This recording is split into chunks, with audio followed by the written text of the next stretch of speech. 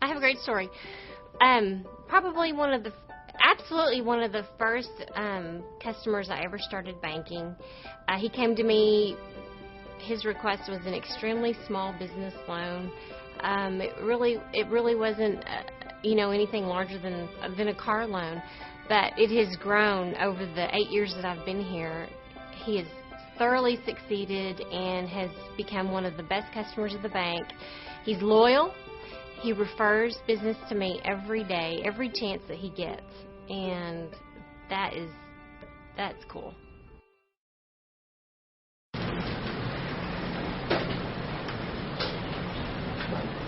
Welcome, everyone. We have with us today Pastor Jean Shelburne with the Anna Street Church of Christ, and we'll give her invocation. Whenever our city leaders gather here to govern, Lord, we always need your presence. But if we measured the need as we measure terrorist threats or wildfire danger, today's meeting would certainly call for red flag warnings. Seldom has a commission agenda been so packed with items guaranteed to arouse the natives. In the hours just ahead, our leaders will at least begin the process to set tax rates, regulate texting while driving, condemn rundown property, and revise building codes, matters on which most of us hold strong, often conflicting opinions. So in this quiet moment, before the breakfast begins, Lord, we first of all thank you for leaders who are willing to tackle the tough issues. We also ask you to help each of us to listen thoughtfully to ideas that differ from our own. Grant, O Lord, that whatever we do here today will bless our family. In the name of your Son, I pray. Amen. Thank you, Pastor. If you join me in the Pledge of Allegiance, please. Allegiance to the flag of the United States of America and to the republic for which it stands, one nation, under God, indivisible, with liberty and justice for all.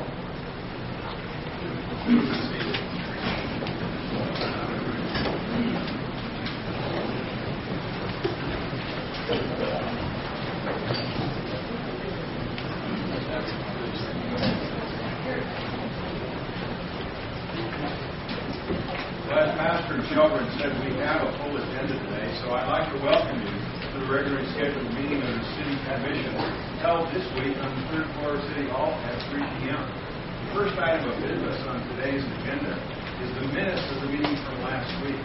Attached or copied the minutes. And if we could seek approval for the minutes for August 21st, 2012. Any additions or corrections to the minutes as presented? Mayor, I would move for approval of the minutes as presented.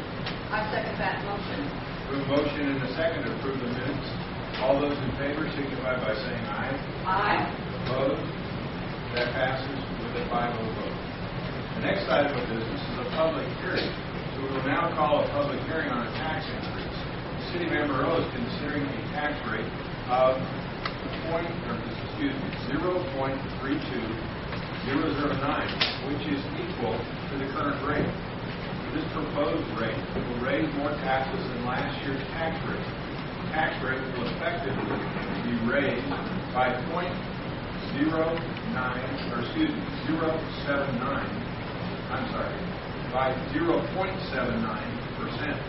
The tax on an average home last year was $360.57. The tax on the average home would be $363.45 under the proposed rate.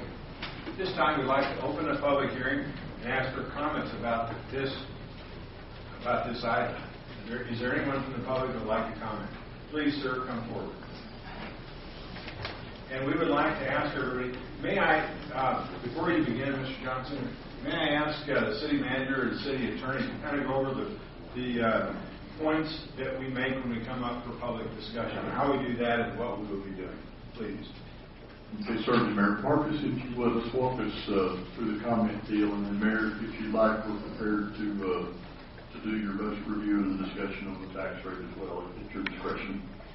We may, Mr. Johnson, if I could ask you to have your seat, we may want to do that first, just kind of go through the presentation, Okay. and then see what questions you have after that. I may have jumped the gun a little bit there. Okay.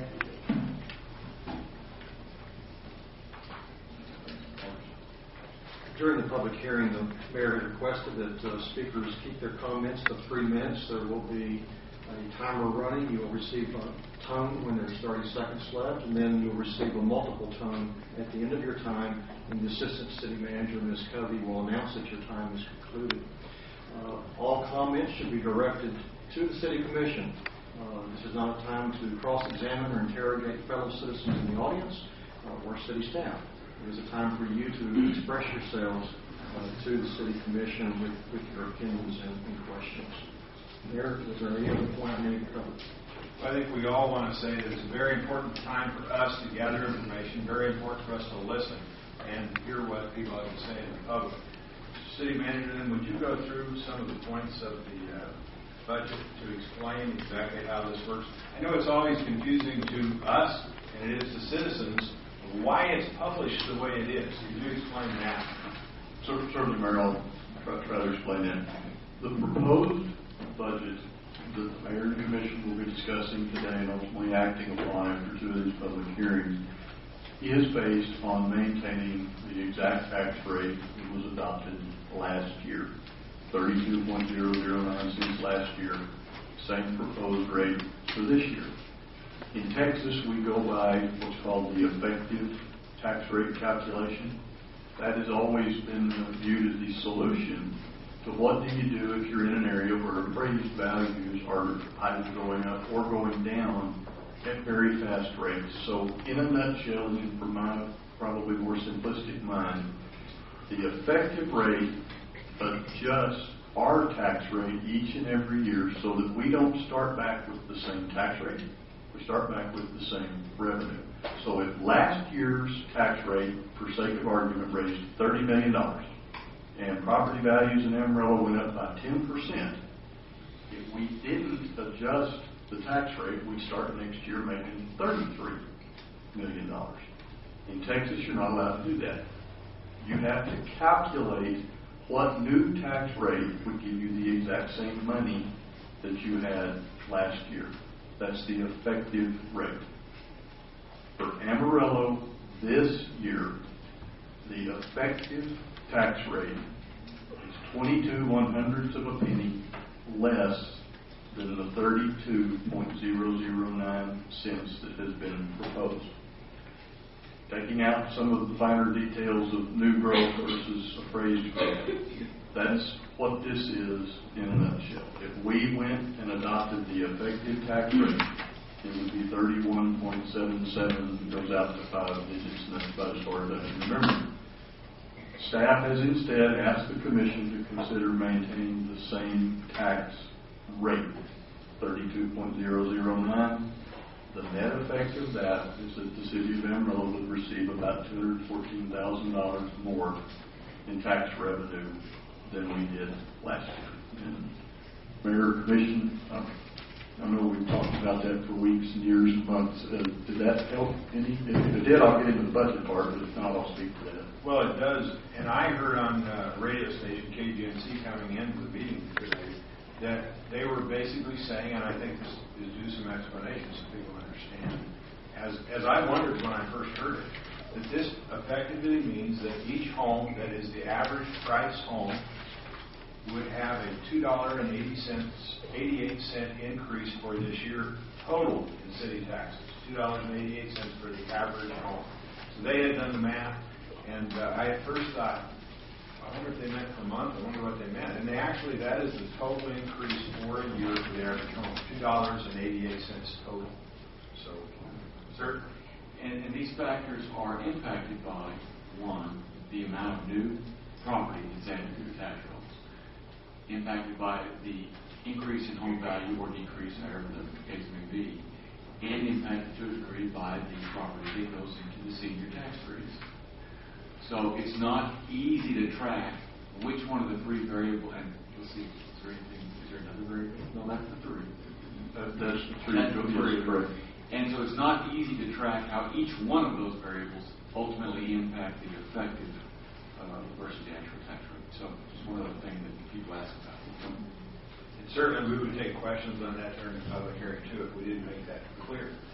Mr. City Manager, I'd also like you to then tell me, as we asked you in our meeting, certainly we've heard many reports of sales tax revenue going up this year. And many of the constituents want to know what happens to that money. And then why, in effect, would we lower taxes when we've had a higher sales tax? So if you could explain the items that we included in the budget, I think it would be very helpful to the people in the audience and certainly was to us. How you structured the budget and how you dealt with that money as you saw it. Certainly, Mayor, I'm glad to do that.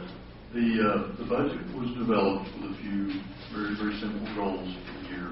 And I think these goals, Mayor and Commissioner, echo those that you established last year in your budgeting process. First, address public safety needs in the city.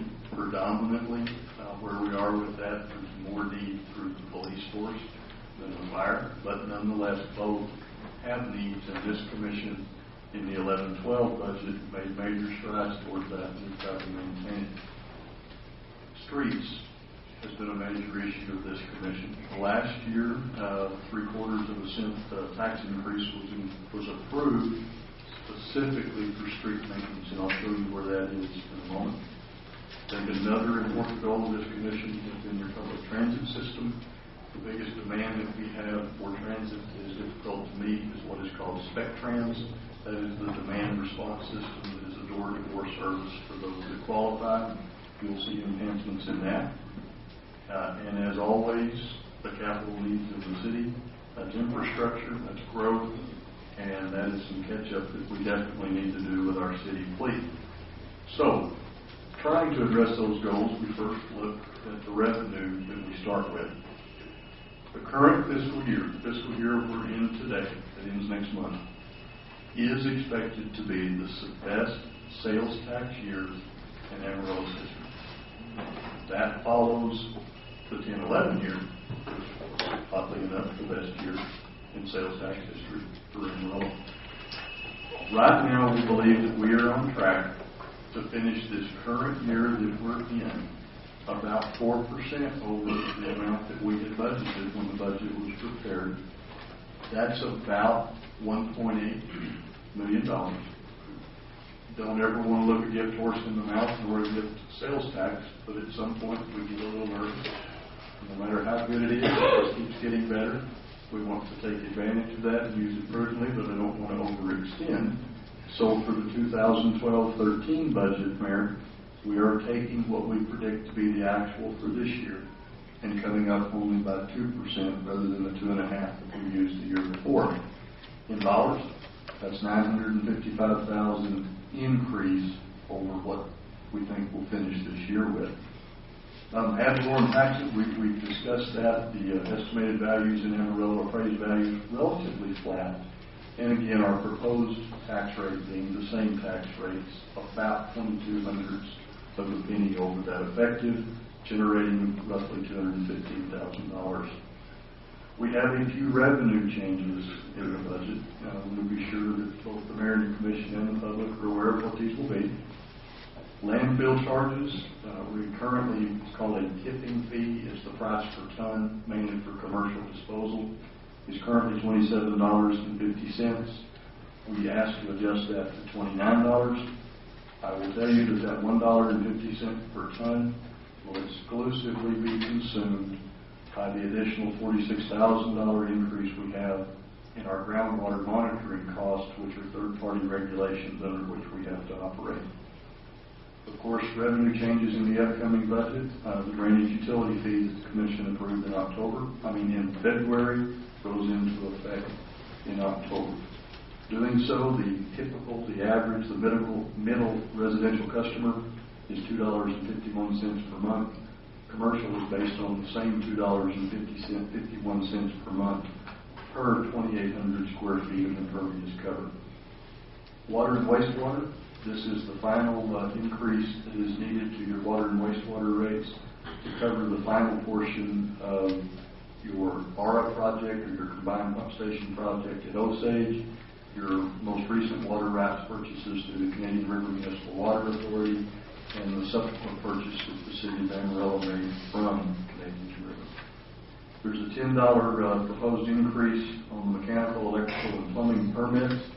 Such revenue to be dedicated to funding and providing an additional electrical inspector and the related vehicle and equipment. $5 increase in the contractor registration fee from $30 to $35. And in the police department, they're asking to increase the fingerprint card fee to $15. That would put us in with the other area law enforcement agencies and not have us as the sole provider of those services. That kind of caps our revenue, so we know what's here, but let's kind of get in now where it would go. For public safety for the upcoming year, we propose the addition of 7 new police officers and 3 new police sergeants, so that's an increase of 10. Mayor and Commission, I would remind you that starting in the period of December 2010 to October 1, 2012, that will be an increase of 28 sworn positions in the Amarillo Police Department, and that's more than we had been able to increase for many, many years before that. Associated with the 10 police officers, the necessary equipment and the vehicles. We'll remind everyone that we're not doing this just by saying we need more, therefore let's add more. The police department does a phenomenal job of tracking several different metrics. A commonly used one, you weigh your officers per 1,000 population versus your crime rates, and you start watching for there's a peak in that curve to where your money is buying you as much as you can get. Our goal is to get 2.0 officers per 1,000. We do analyze it each and every year compared to the crime stats. This will take us up to about 1.7, and we'll watch and see if there's a corresponding change. Now, becoming a police officer in Amarillo is difficult, it's a challenging deal. The process from recruitment to hiring, to training, field training, to being on the streets and providing services at the level that our police department is able to provide takes quite some time. So while we have these officers approve them in October of each year, the effort that your police department puts into finding those men and women, training those men and women, and then putting them out in the streets is quite extensive. So there's a lag. But I would say that the first 18 that have been brought on over the last little bit are at that point in the process, and we're already seeing some benefit. How do we fund that? That's largely funded through your sales tax revenue. Entry-level police officers about $55,000 in cost, and a single police car today is just under $60,000. And that doesn't account personal equipment and gear. Now, granted, cars last, you use 1 for 3, but just to kind of give you an example of what it takes to be able to provide that service. Let's point out that half of that is computers. We're at the point now that the stuff in the car is worth more than the car. The capabilities and the technology and the skill that those officers have to employ to do their job is amazing. And to see what actually gets put into one of those cars before it's terminated would probably shock most people. Moving from police to fire, Mayor and Commission, your budget proposal this year has 4 additional firefighters. These 4 will be added to the 3 that were approved in the current budget, taking you to a total of 7. That is 7 firefighters of the 12 firefighters that will be needed total to staff the second engine for the soon-to-be-built Fire Station 13. That begins our process of putting in the next fire station, and we're working our way towards that. You get 12 firefighters together, you need a fire station. We've got that covered, but they need fire trucks. So in your budget proposal this year is the conversion of an out-of-date grass fire rig into what would be the second engine for that second company that would be at Fire Station 13. Also associated, it's time for them to begin their routine replacement of their breathing apparatus cylinders, and we need to buy some of the compressors that let them fill that. Moving out of public safety into transit. Again, Spec Trans is where we have the greatest demand. That's a program that, because we do take the federal money to allow us to have the base bus system, we have to provide this service. It's a service that is hitting a population that continues to grow and continues to have more needs. Last year, we added 2 additional drivers dedicated to that side of the bus service. We're asking to add another one this year, and I would probably go so far as to suggest we might have to add one mid-year. But your budget proposal has 1 new, so that would be 3 in 2 budgets, or 3 in 13 months. Capital, starting with streets. And I think it's important to remember, certainly from the staff standpoint, we're a very capital-intensive organization. Every mile of pipe that's under the city, it's got water, wastewater, stormwater. Every mile of street, every intersection, every street sign, every street light, all of those things are things that the city has to maintain. We have to not only take care of what we have to be prepared to keep it going and to account for growth as well. So as we move towards your capital budget for the year, I'll hit just a few highlights. Start first with streets. We have $1.75 million general fund capital dedicated to the total reconstruction of the last mile of 58th Street. So that would be the section from Georgia to Washington. And that will then, within a period of about 6 years, we'll have had that entire segment rebuilt all the way back out to Coulter. Mayor, I'd like to point out we have traditionally budgeted $1.2 million with our general fund capital for street overlay projects. That's the project on the arterial streets where we come in, mill it down or skin it down a little bit and actually put a new layer of asphalt on. Last year, this commission gave us what at the time was a little over $600,000 to add to that. That was the 3/4 of a penny. That same 3/4 is back this year, $637,000. So we've got about $1.8 million for that project. That's really very equivalent to what we have this year, and that's a 50% increase over funding levels that we had even 2 years ago. So still would like over time to build that just a little bit bigger, but we're making phenomenal progress, and we very much appreciate it. Continuing your general fund capital, just a few other highlights. Talk a little bit about parks. We have lost so much community development block grant funding in Amarillo that we'll no longer be able to put in splash pads in the area of parks using that funding. It has been a great source of those venues for the children, but we're at the point that we're going to have to start picking those up with general fund capital. To do so this year, we've got $190,000 budgeted from local money to put in one new playground, $135,000 to add the restroom, concession, etc. features that we would need at the soccer complex that was funded last year is being bid and will be built south of the Rick Klein ballparks. It's time. We would suggest we put some money back into Elwood Park. There's been substantial private money come into that over the last few years with the senior park. We would like to do both a playground and convert a couple of those volleyball courts out there into sand volleyball courts, with the intent then of coming back again with some more hard top courts, but I'm just trying to work that within what we've got. General playground improvements across the city. We've got $155,000 budgeted. I believe that's 2 sets that will go in. We're adding a funding line item to parks that we've just called park amenities. As we went through the master plan process this summer, many of the comments that we heard for residents that said, that's great, I love a new big playground, or I love a playground, but how about 6 new benches out there? So being able to reach out and just hit those little things that are needed to make those parks usable, I think something that we ought to try. So we have that in there. Moving out of the general fund, moving into your airport. Your airport Amarillo is a separate fund. It's called an enterprise fund. As such, in Texas, enterprise funds never commingle or cross around. General fund dollars, your tax dollars, never go into the airport. By extension, the airport's not allowed to give us money back to the general fund either. So the money that's out there, that stays out there this year, will be the second part of the consolidated rental car facility. We get that done. Ultimately, that's funded by a fee put in place by the rental car companies. It's not funded by the people here unless we're out there renting cars.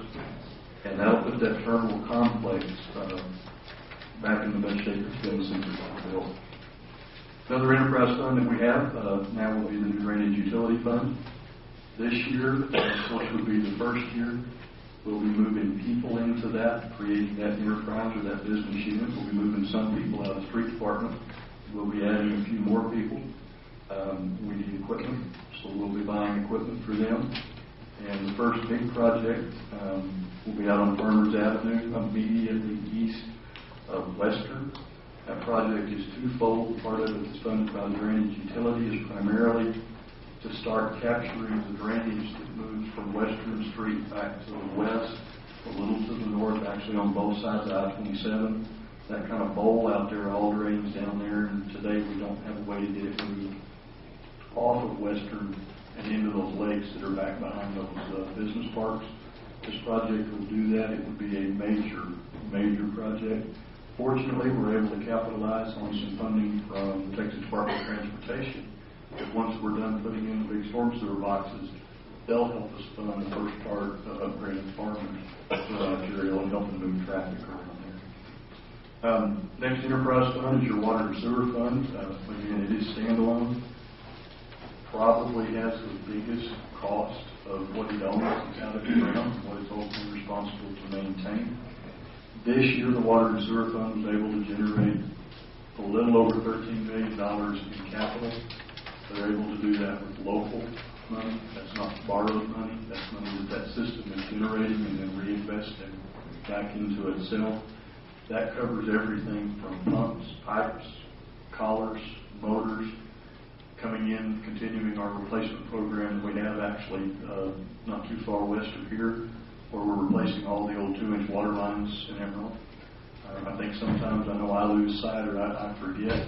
You've got water and wastewater lines in this town that are well over 80 years old today. And, they've worked well, they'll work well a little bit longer, but they're not going to last forever. We've got to not only keep that stuff up in good shape, we've got to accommodate the growth and the future of Amarillo, and this provides locally generated money that we can do with. Final enterprise fund is your garage fund. In Amarillo, the garage fund, that's what we call the fleet. Most of the equipment that moves and or has a motor on it belongs to this enterprise, and various different departments are able to rent that equipment. Renting that equipment does two very important things for Amarillo. One, once the vehicle is bought the first time, so we talked about a new electrical inspector, we'll buy him a pickup. We pay for that pickup out of the general fund. His department or her department then rents that vehicle from our fleet, and they pay a two-pronged rental fee. One is a depreciated rate as a bank replacement for that vehicle, so that if it's a 3-year, 5-year, 7-year replacement, at the end of that time, we don't have to come back into the city's budget and take capital money away to get that next pickup, or if that not able to get that money and therefore not get it replaced. So you pay that, and the second part of that rental fee actually is the operation and maintenance of the vehicle. That provides the fuel, the tires, mechanics, preventive maintenance, all of that stuff.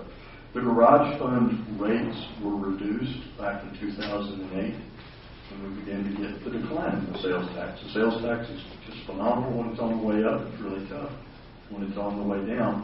One of the biggest customers of that fund is the general fund. That saved them money. That allowed Amarillo not to do layoffs, not to cut services, not to close libraries, but we're behind, and we need to keep catching up. So you'll see some things on that. A few other things to consider. We do propose a 2.75% pay increase for our employees. That would be either as step pay or pay for performance as appropriate. Barry asked some other items as to where is the sales tax increase going. Just a few expenses that hit Amarillo, one of which I don't think anybody else has, but several I know we all do. Our contract with Randall County to house the city prisoners has gone up by $200,000 for the upcoming year. So we don't have a jail. They do a good job, but we've got to pay them for it. So we have that coming up. The utilities cost, and a small amount of that is the drainage utility and the water and sewer rates, but the largest part of the utility cost for us is going to be electricity and natural gas. And just in the general fund, that's expected to go up by $500,000 in the coming year. So we have that related. The garage fund that we have just discussed, we're increasing the rates to it, again, about $500,000. We think with that, some finance opportunities we have, another couple of years, that fleet will be back in phenomenal shape. IT charges. City of Amarillo maintains about 1,600 different desktop computer units, and probably like many of y'all's businesses, we're to the point the doors don't open. If those don't work, we use our IT in the same way we use our fleet, so we need to increase those rates. Our insurance costs for the City of Amarillo have gone up by about $350,000 for the coming year. Some of that is because of claims paid. One of the largest claims ever paid, of course, was the airport flood from July 2010. Our carrier funded that and handled it very well, but just as if we had a car wreck, now our rates are going up. Second reason the insurance cost has gone up as much as it has, we have undertaken a year-long effort to ensure that all of the city assets are properly inventoried and are booked at replacement values, so that if we do have another unintended swimming pool, we're able to come out of that. There is a proposal in your budget to do the first debt issuance for your drainage utility. Back when we approved it in February, we were looking at about a $12 million issuance. We think for the first year that's too aggressive. We would like to issue roughly 6 3/4. Of course, that funds that farmer's project and a whole lot of maintenance projects, and that's how you keep out of trouble with budget under maintenance. Mentioned some finance opportunities in your fleet. We are at a very rare moment in time to where small short-term issuances can be provided to the city at interest cost likely of less than 1%. If the commission was so willing, we would ask to issue about $2.7 million for the fleet, and that would be dedicated to very long-term items. Things like fire trucks that have a 12 to 15-year span, some of our heavy equipment that has 7 to 10. We think that's a great way to get caught back up, and I don't know that you'll ever have that opportunity again. We discussed some modifications to your retirement system and your post-employment liabilities that we think would go above and beyond probably where any other city is in setting you up to meet all of the Government Accounting Standard Board rules and ultimately continuing to help Amarillo maintain its credit ratings and its financial capacity. Mayor and Commission, that's a 4-page summary of about 1,800 pages that were reviewed over the last few weeks. Any questions I can speak to? I know that's up now. Certainly, I would encourage questions from the public, too. I would ask that you might be prepared to load up the graphs which you produce for us that show our comparative tax rates and other things compared to other cities. I just think it might help if people come out for us to answer questions. So, again, I think we're open to questions for the public hearing now. Mr. Johnson, would you please come forward and please recall the parameters that we set for the public comment. Thank you. Yes. Do I still give my name and address? Please do. Still doing that? Okay. Edmund Johnson, 2116 South 8th Street, Amarillo, Texas.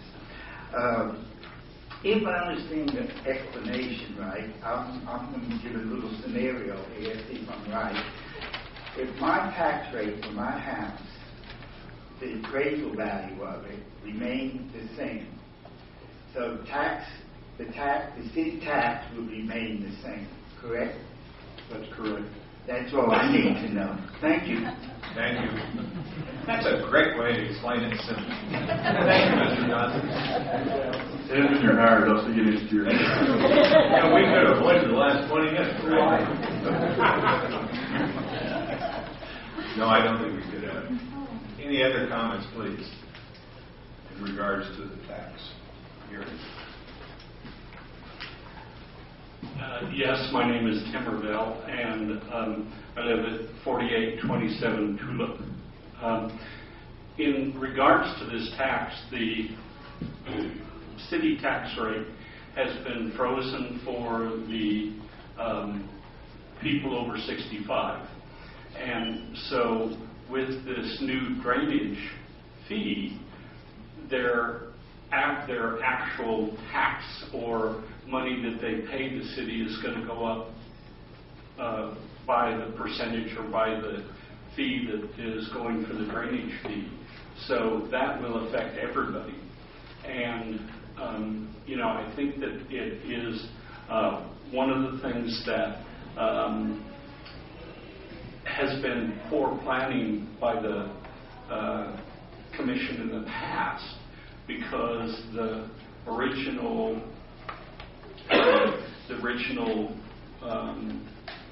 projects were slated back in the 1990s, and only 2 of those projects have been completed.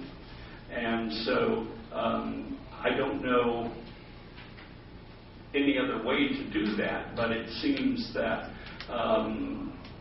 the essential or the tax rate that people are going to pay is going to go up by the amount that the drainage fee is going up.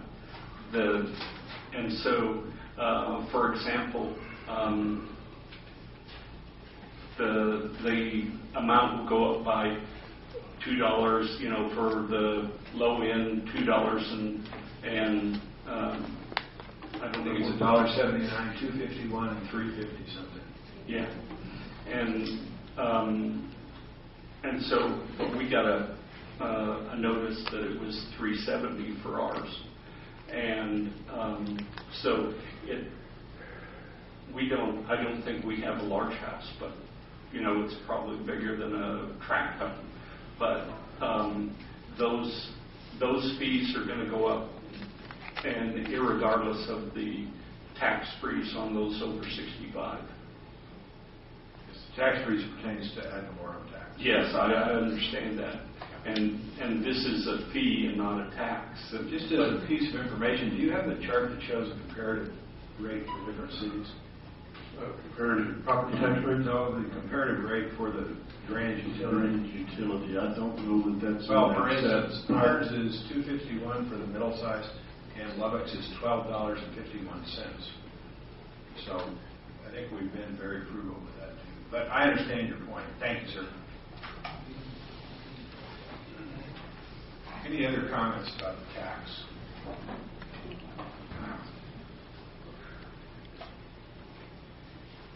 If there are no other comments about on the public hearing for tax increase, we'd like to close that hearing.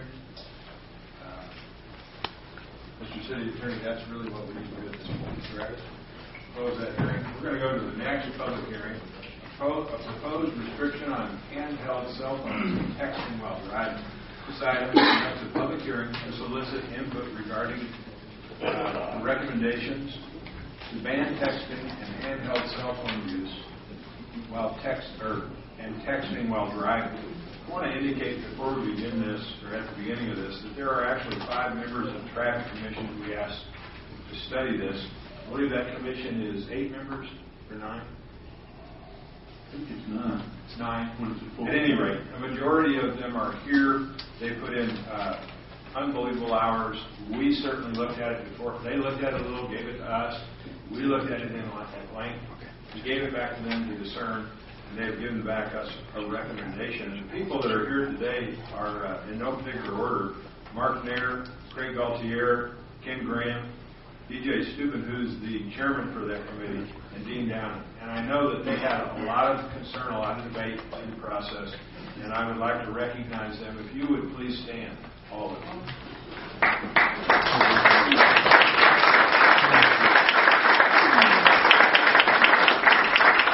Before we begin public comments, I would just say that we want to have somebody, and I think probably Mr. Norris, explain the scope of this. But I would also tell you that these people, as they look at this, compared it to many, many other areas, and I'm pleased with what they've given us.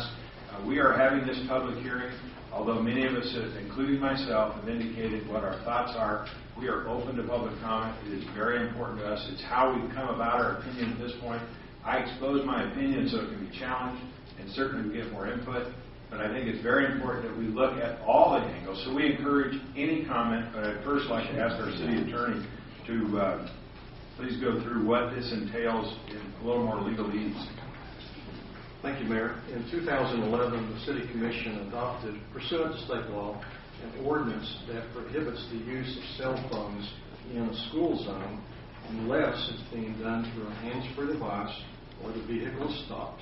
There are some additional exceptions, such as emergency phone calls or communications with doctors and hospitals and for emergency responders.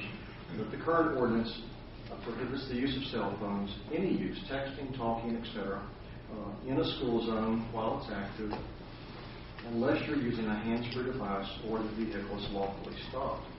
The recommendation from the Traffic Commission. On May the 16th, 2012, the Traffic Commission voted 5-2 to recommend taking the current school zone ordinance and extending it citywide.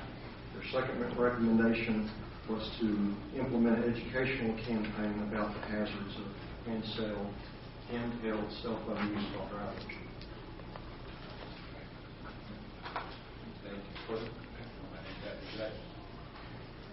And so we have prepared a draft ordinance based on the current school zone prohibition, which simply makes appropriate edits to extend that citywide and then appropriate signage about the city. Okay.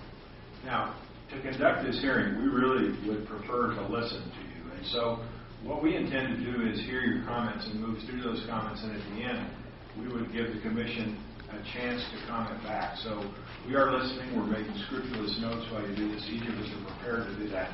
We'd ask for your comments openly, and we will then may not or may comment on something that has influenced us in this discussion. We would hope you'd come up. And I would ask this, that we are going to hear somebody in support of or not in support of this ordinance as it has been presented.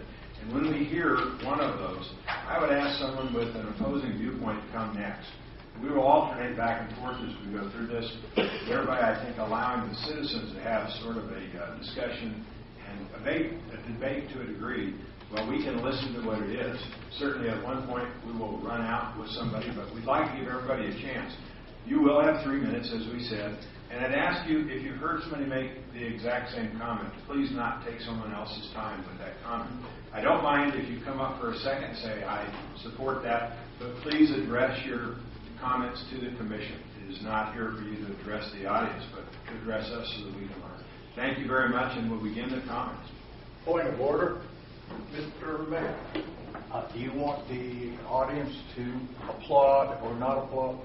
Is there any restriction? You know, I don't think that it's good to have comment back in that way, but I'm not sure we've had any precedent of that. So I don't know. It takes time. Mayor, it's your meeting. You must conduct the quorum of the meeting. Well, I think that it might be best to move on to the comments to save time. And at the end, we will, we can certainly give a pro and con and ask you to clap loudly at that if you'd like at the end. To move through this, let's go ahead with the comments. And refrain from the public demonstration. Yes. Today is just a hearing. Absolutely, good point. We have 2 hearings like this scheduled, and at the end of that, we will have an action date, and there will again be public comment. And we'll have a second action date, and there will again be public comment. So I know the Traffic Commission has heard this ad nauseum, and we heard about it too, but we will hear it 4 more times, and we think that's very important because one of the things we're critically trying to do with this is raise awareness. It will be a part of whatever we do, raising awareness to provide more safety to our citizens. First commenter, please. Thank you, Mayor and members of the Commission. My name is Cindy Bulla. I live at 1400 Reagan Court here in Amarillo. I am here as the chairman of the board of the Amarillo Association of Realtors, and I have a statement I'd like to read to you, please. On behalf of the Amarillo Association of Realtors, I would like to speak in opposition of the proposed ordinance banning the use of handheld cellular devices throughout the city. As do all parties arguing the merits of either side of this proposed ordinance, our association regards the safety and security of our families and fellow citizens as a priority above all other. We all share in the horror and the grief of those families who have been forever devastated by drivers who fail to exercise proper judgment with regard to driving distractions.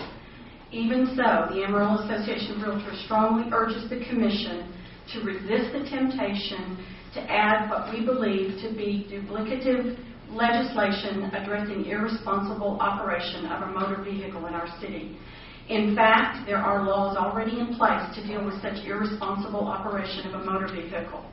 How would the placement of an ordinance specifically banning the use of a handheld cell phone change the potential for assessment of consequences to those who would use them irresponsibly?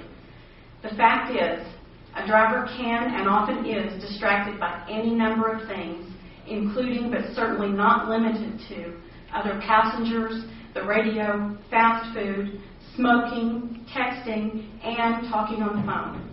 Will we then draft separate ordinances banning each activity we identify as a distraction? A responsible driver will pull off the roadway into a safe location when they feel that a distraction renders them unable to safely operate the vehicle. It is our association's belief that the City of Amarillo should continue to enforce current laws against reckless driving and trust the vast majority of its citizens to exercise reasonable judgment when it comes to driving distractions of any kind. Thank you. Thank you very much. May I ask for somebody that is in support if they'd like to come up at this point, and we'll go back. Sir, the gentleman in the back was up, and I'd like to ask him to come, or whoever. And we'll continue to alternate like that and see if that works. I didn't come prepared to speak today. My name is Sean Tween. I live at 6900 Canterbury Place. I'm an attorney here in Amarillo, Texas. I'm also a runner, cyclist, and triathlete. I spend many, many hours on our roads, neighborhoods, and highways pursuing an activity that's pursued by hundreds, maybe thousands of our fellow citizens. And let me say that in support of the proposed ban, I respect the opposition. I respect their point of view.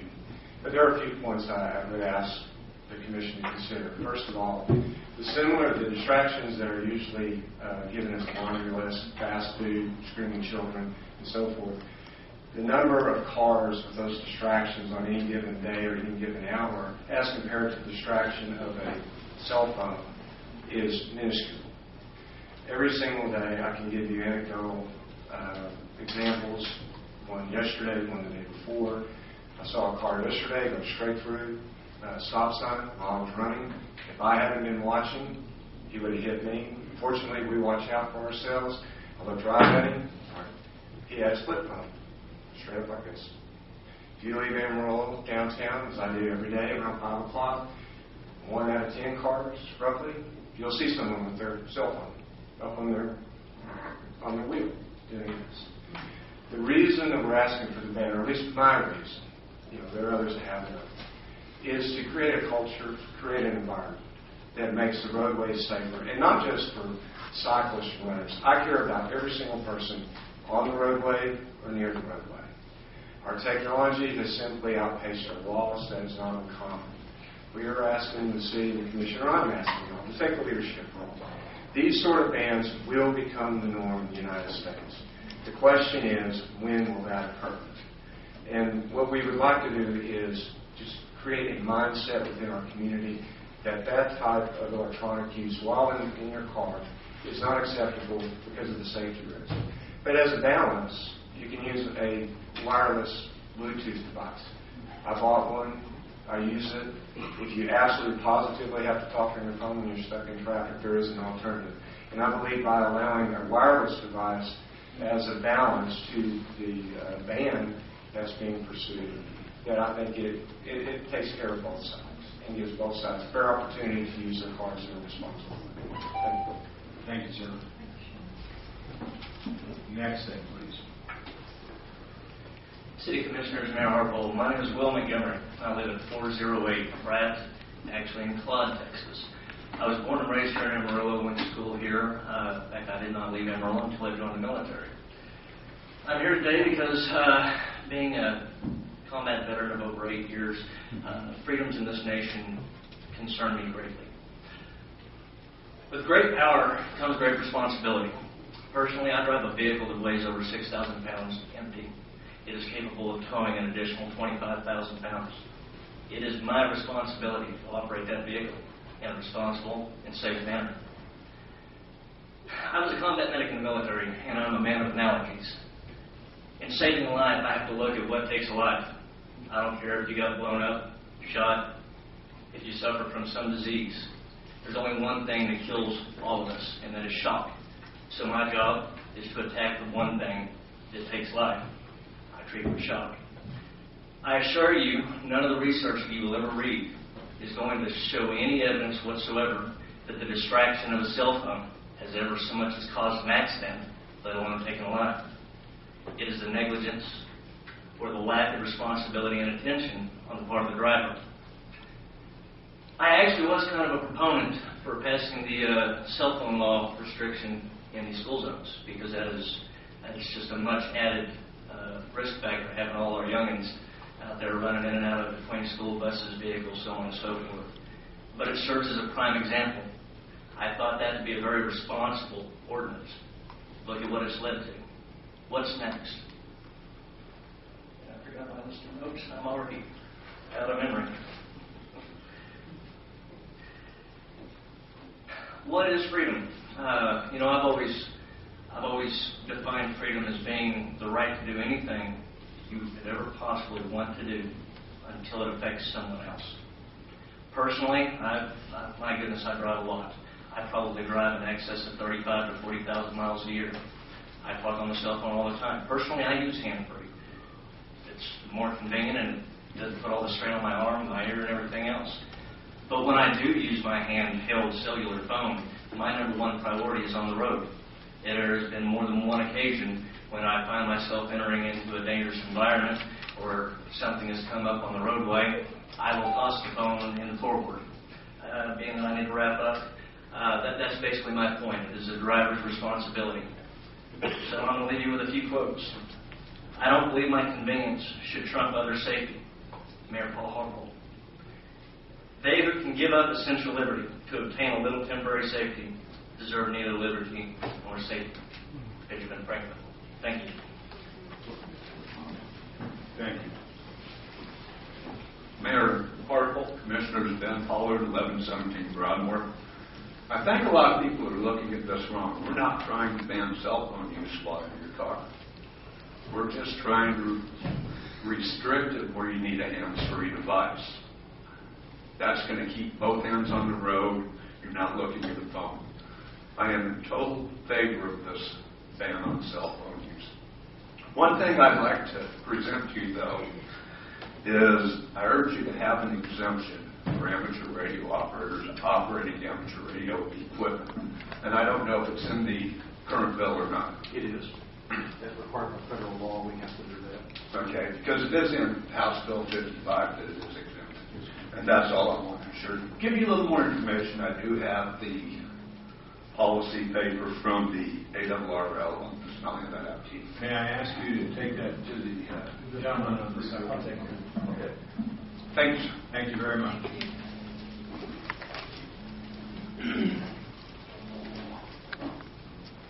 Welcome.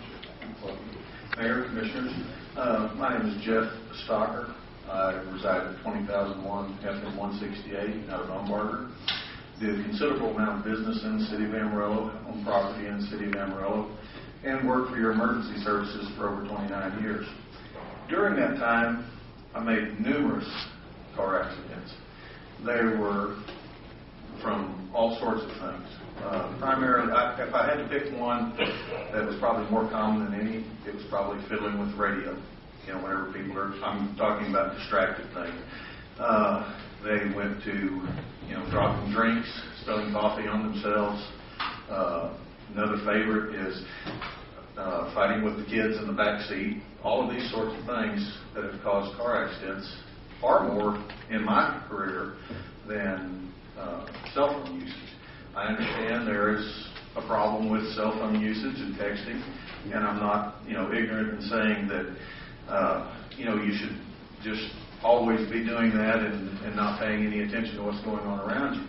But it's like any distraction, and I must agree with one of the previous speakers that, we start looking at the big brother government, whether it be federal, state, county, local, and we're just turning into a nanny state. They're trying to regulate everything we do, every time you turn around, and every one of these things has a nice fine attached to them, which turns into income for the city. I understand that.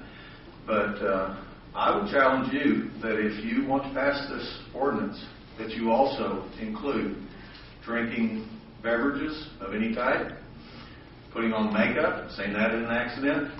And I guess you're going to have to ban pretty girls, too, walking down the street, because I made a fatality accident over that. Teenager looking at girls walking and wound up dying in an accident. The problem is not cell phone, it's the distraction. And being distracted, takes many forms. We had a vehicle totaled in front of our house. My son's vehicle was totaled in front of our house from a kid who dropped his Coke in his freshly recarpeted Toyota. And he swerved to grab that Coke and hit my son's vehicle. And next thing we know, there's a Toyota laying on its top out in the middle of the street. And my challenge to you would be, if you or one of your family members were to be killed by someone who's distracted and they're driving, would it really make any difference to you, whether it was cell phone, cigarette, children in the back seat, any of those types of things? I don't think it would. I think it comes down to distracted driving. There are laws on the books. Officers can give tickets for unsafe driving habits, and I think they need to enforce that and quit trying to be a nanny state. And sometimes these politically correct things can be really great, but they are just that. Thank you. Thank you, sir.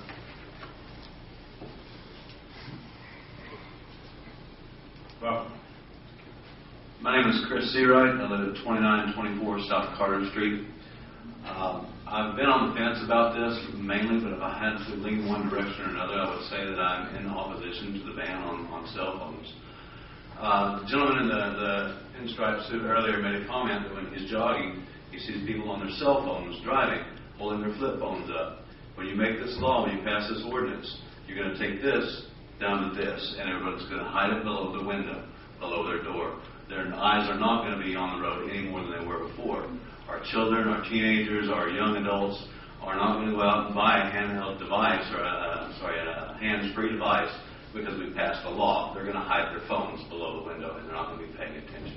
That's my primary concern with this ordinance. Thank you. I asked some others in support to come up then. Balance it with 2 comments in support. My name is Daniel Martinez, and I reside at 5609 Marydale, and I stand in support of the Traffic Commission's recommendation. We have copious laws already in the book. I understand that. We don't need any more. And enforcing this may be difficult. But the issue with cell phones is just going to get more and more readily used, and we're going to have more fatalities. My comment is, the life we save might not be just our neighbor, maybe ourselves. I stand in support of this ban. Thank you. Another in support, please, to balance that. Please, sir. Someone.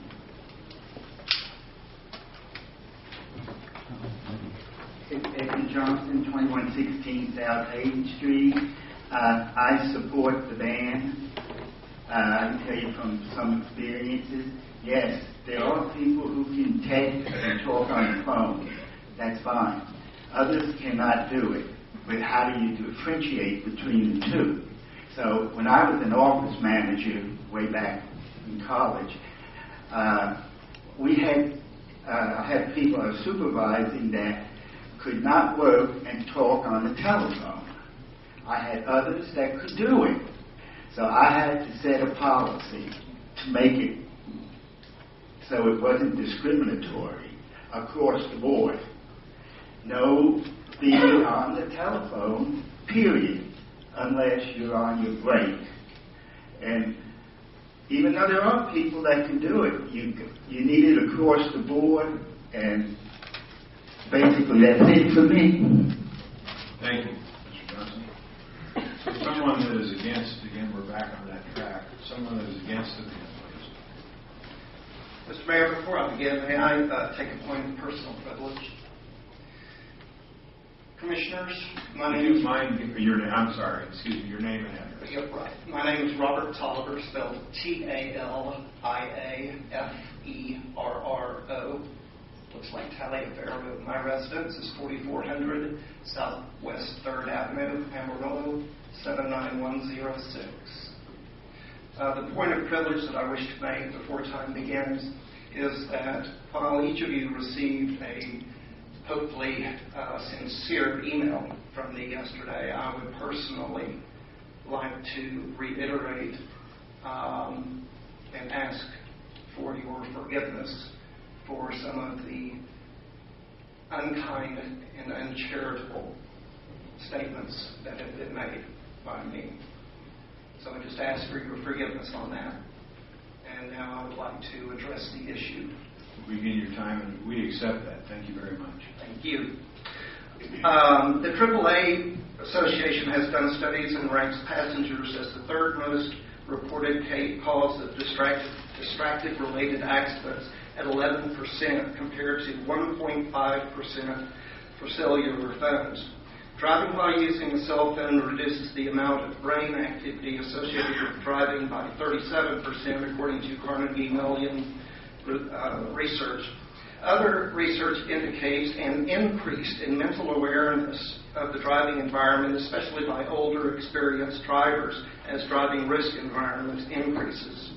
One study also reports that driving while using a hands-free cellular device is not safer than a handheld cell phone, as concluded by case crossover studies. The increased cognitive workload involved in holding a conversation, not the use of hands, increases the risk. I would like to make it clear that I support the ban on texting based upon common sense and risk assessment that requires visual, manual, and cognitive attention from the driver. I also support safety education and driver education when it involves children.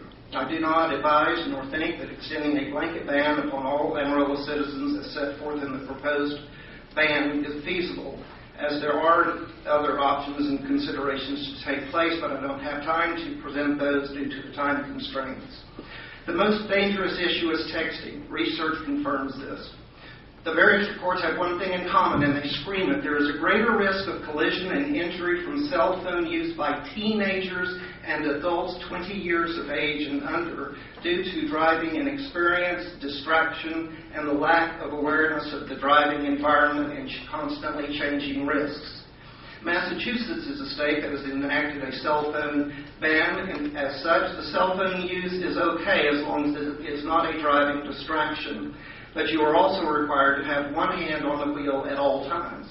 The Governor's Highway Safety Association report dated 2009 is a comprehensive study on distracted driving and found there is no conclusive evidence that hands-free cell phone use while driving is any less risky than handheld cell phone. The study, which was commissioned by the nonprofit Governor's Highway Safety Association and funded by State Farm Insurance, also found that there is no evidence that cell phone or texting bans reduce crashes. Drivers are frequently distracted by a number of factors, but drivers also adapt by paying more attention to road-level risks whenever they are driving. The ban on this also brings to mind certain civil rights violations of those of us that have reached the age of majority, which in the state of Texas is 18 years of age and older. On the Texas Constitution, Section 1, Article 1, 8, freedom of speech, Article 1, Section 19, deprivation of life and liberty. Thank you. Another person in favor, please. Anyone else who would like to comment in favor? Yes, ma'am. Please.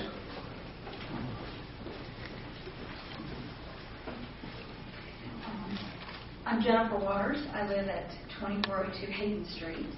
Beginning last May, I am a member of the board for the Share the Road organization. I support the proposed ban on texting and handheld phone use while driving. There's very little fresh territory for discussion on the subject, so I'm commenting only on the concept that roads were not designed to accommodate the level of distraction associated with handheld cell phone operation while driving. What I mean is that streets engineered to account for reaction times, stopping distances, friction, traffic volume, etc., were designed using a basic assumption that drivers are competent. While traffic engineers have always been aware of driver fatigue, confusion, and the hazards of unexpected distractions such as flashing lights, there has not traditionally been a safety factor built in specifically to overcome the physical and mental activities inherent in cell phone use. Even if traffic engineers could appropriately quantify and upgrade the safety factor for newly designed streets and highways, we are left with every existing traffic corridor having been designed for drivers focused on what is happening outside their vehicles, not under their thumbs. Times and technology have changed, and so should the law. It needs to be illegal for drivers to disregard the importance of dependability by fidgeting with the phone while driving. The proposed ban would serve all drivers, motorcyclists, bicyclists, pedestrians, and the traffic engineers who rely on a fundamental level of driver attentiveness for road design. Thank you, ma'am. Someone that against?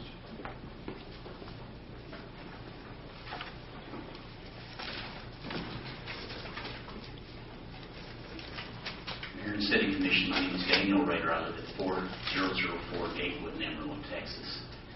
Very much like this gentleman right here, I just stand opposed to the ordinance as it's written.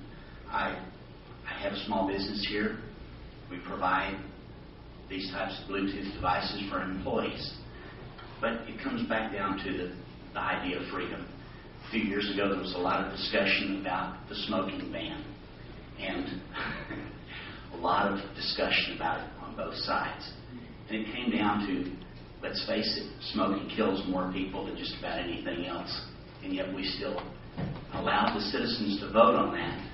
And when they voted, they decided that they wanted to allow that to continue. And it just comes down to what one of the gentlemen said before, is a nanny state. I think it does come down to a personal responsibility issue. So I would just ask that y'all reflect. I respect the Traffic Commission and their efforts, but I think that sometimes we can have too much governmental regulation and intrusion in our lives. Thank you. Thank you, sir. Someone then for. Hi, my name is Sunny College Campbell, 3203 South Milam. I first of all want to thank all of you for putting time and energy and effort into this. I've attended the Traffic Commission meetings, and I actually read all the reports and studies that they went through to make their decision. Bless you. Yes. If anyone who knows me, I like detail.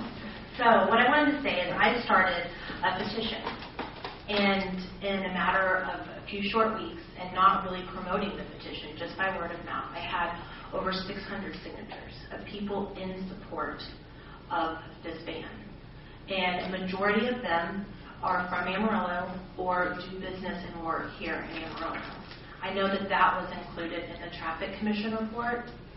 And many people have gotten up here and quoted back in regards to being opposed to the ban, but the statistics speak for themselves. And I know that you have all read them. And I think it's hard to ignore what you're seeing.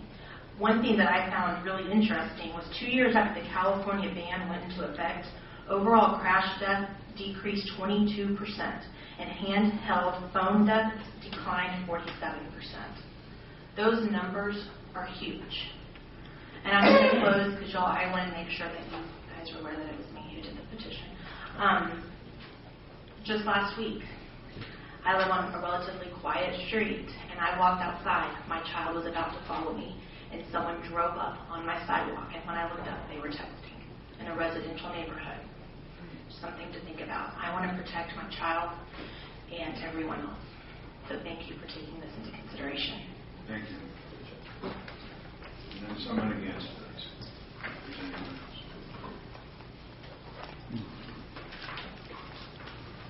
Welcome. Thank you. Good afternoon. My name is Danny South, 7003 Windbridge. The National Traffic Safety Board is the governing body for safety issues for the insurance industry.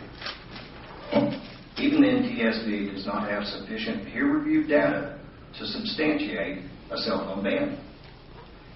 As we know, cell phones have been readily available since about 91. Now, out of the billions or possibly trillions of phone calls, how many do we know that have actually caused accidents? Is it a distraction? Sure. Not unlike some of the other information that we've shared here today, like traffic signs, red lights, billboards. I like the idea of the pretty girl scenario. That was cute. And of course, not to mention radios. So, speaking of a distraction, anybody here driven down I-40 about 4:30 in the afternoon during the winter months, been blinded by the sun? That's a major distraction too. With my business, I'll average about 2,500 minutes a month between voice and data. and I drive a 3/4 ton diesel. There's not a hands-free device or a Bluetooth with noise canceling capability that's operable while I'm driving. It's just due to the noise level of my vehicle. I implore you to use some common sense and drop this issue. It's called personal responsibility. Thank you. Thank you, sir. Someone else for? Anyone else would like to comment on the issue in general?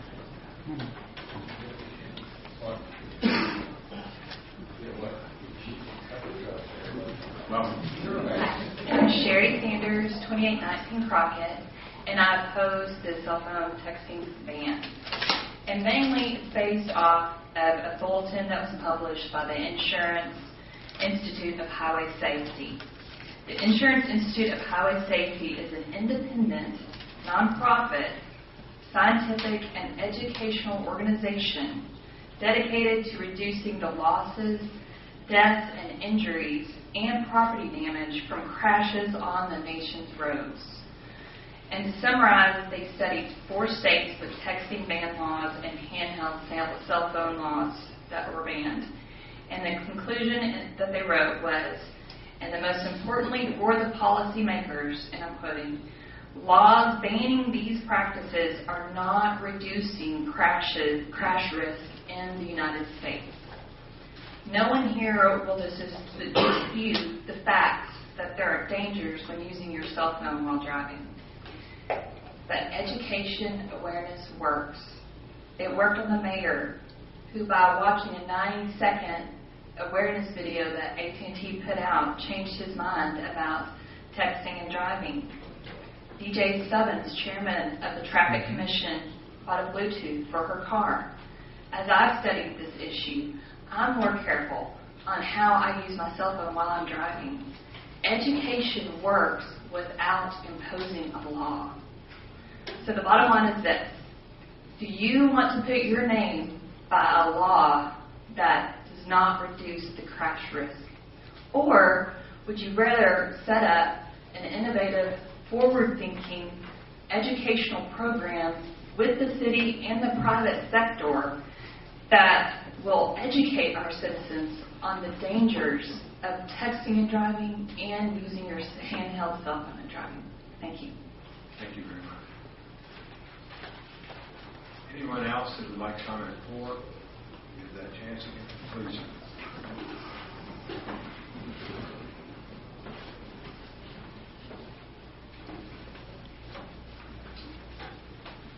Hi, I'm Mark Mayer, 2301 Harmony Street. I'm one of your infamous traffic commissioners. And what I wanted to talk about right now is data and the studies. We spent an inordinate amount of time researching this topic, starting with the National Safety Institute study. That study, now, I don't want to compete with the city manager on drowsiness with data.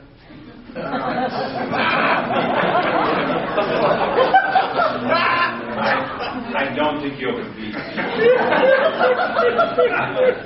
We dug through this. We took our job very, very seriously, and we spent a lot of time digging through the information. And that is one study that the actual spokesman for the Safety Institute has gone back and says this study shouldn't be interpreted as a study that says cell phone talking and texting isn't dangerous. There's a disconnection. We just don't understand what it is. So in your report, there's a lot of pages of all the studies we found. We chose 15 that are very detailed, pretty thick. It's an amazing weekend reading, especially if you want to talk to your wife or kids. So I just want to point out that contrary to a lot of the comments today, there is data. Again, it's overwhelming data that suggests it's a very dangerous activity. And in the report, we split it up in between. Is talking and texting, are these dangerous activities? Do they cause accidents? Yes. And are ordinances effective? And we found yes. There's one study that kind of disagrees with that. But overall, the overwhelming evidence is that. In the study, you'll see that I particularly did not put any personal stories of what's affected me in the community. But We wanted to make sure that the data spoke for itself. And the arguments, especially conflicting freedom arguments, the freedom of convenience talking versus the freedom of me on the street or my kids on the street. And that goes to the ban that we have in school zones now. And why do we protect a certain class of people at a certain time? Why don't we protect that class of people at soccer games on Saturdays? Why don't we protect that class of people on all days in all neighborhoods? So it's an extension of that protects everybody, and that's what I'm very concerned about. So thank you for your time. Thank you. Anyone else against would like to make comment?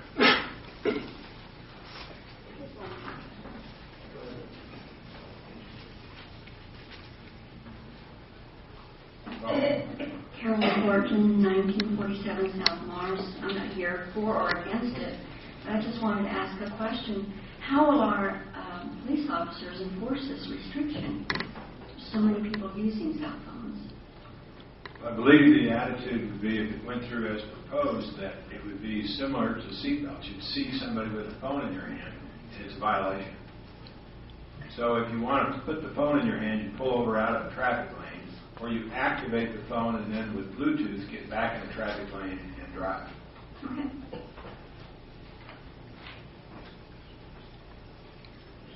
Any other comments, please?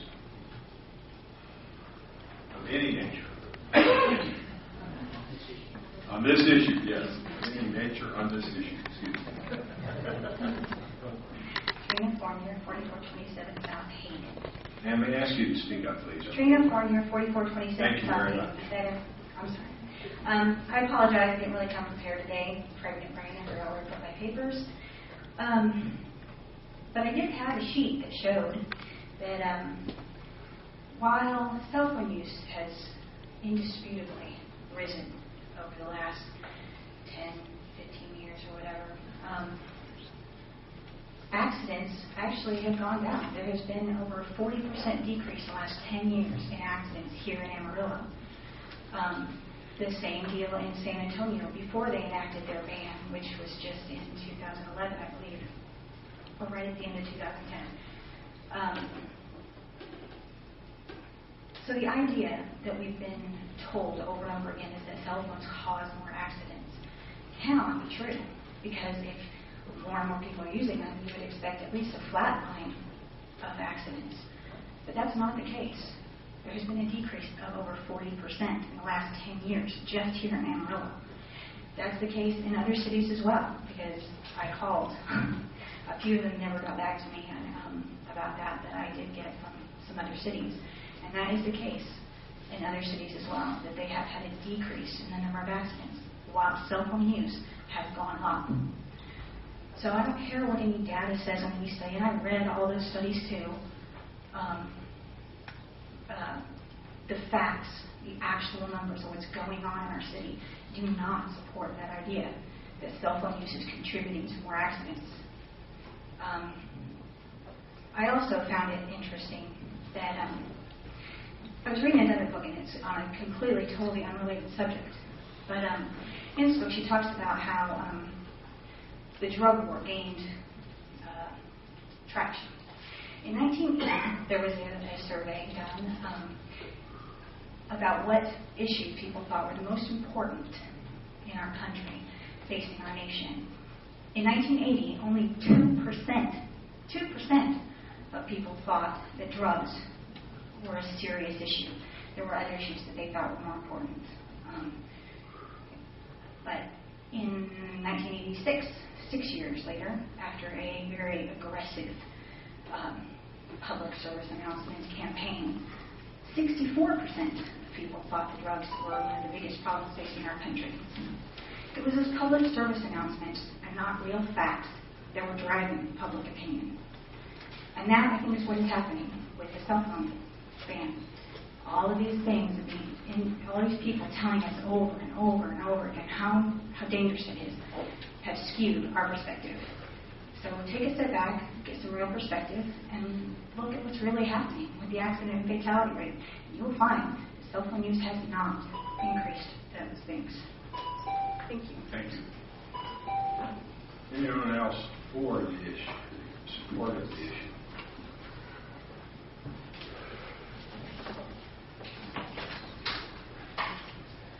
members on 1807 Club Views.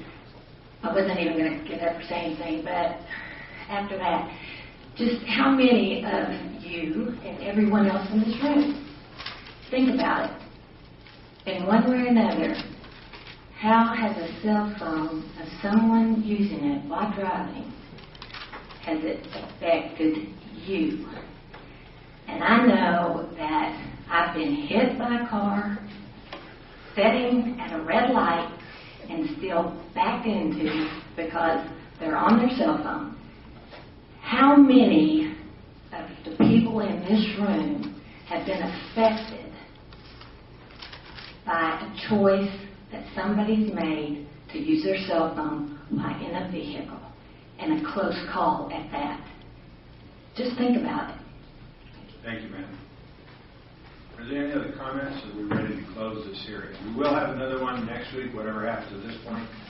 We'll have another one next week, and then after that we'll have 2 action items, whatever we have at that point is ordinance. So there'll be 3 more weeks of public comment about this. We encourage other people, and any of you that would like to add, certainly will take those comments. Anyone else would like to comment before we close the public hearing? I would want to thank you all for the public comments.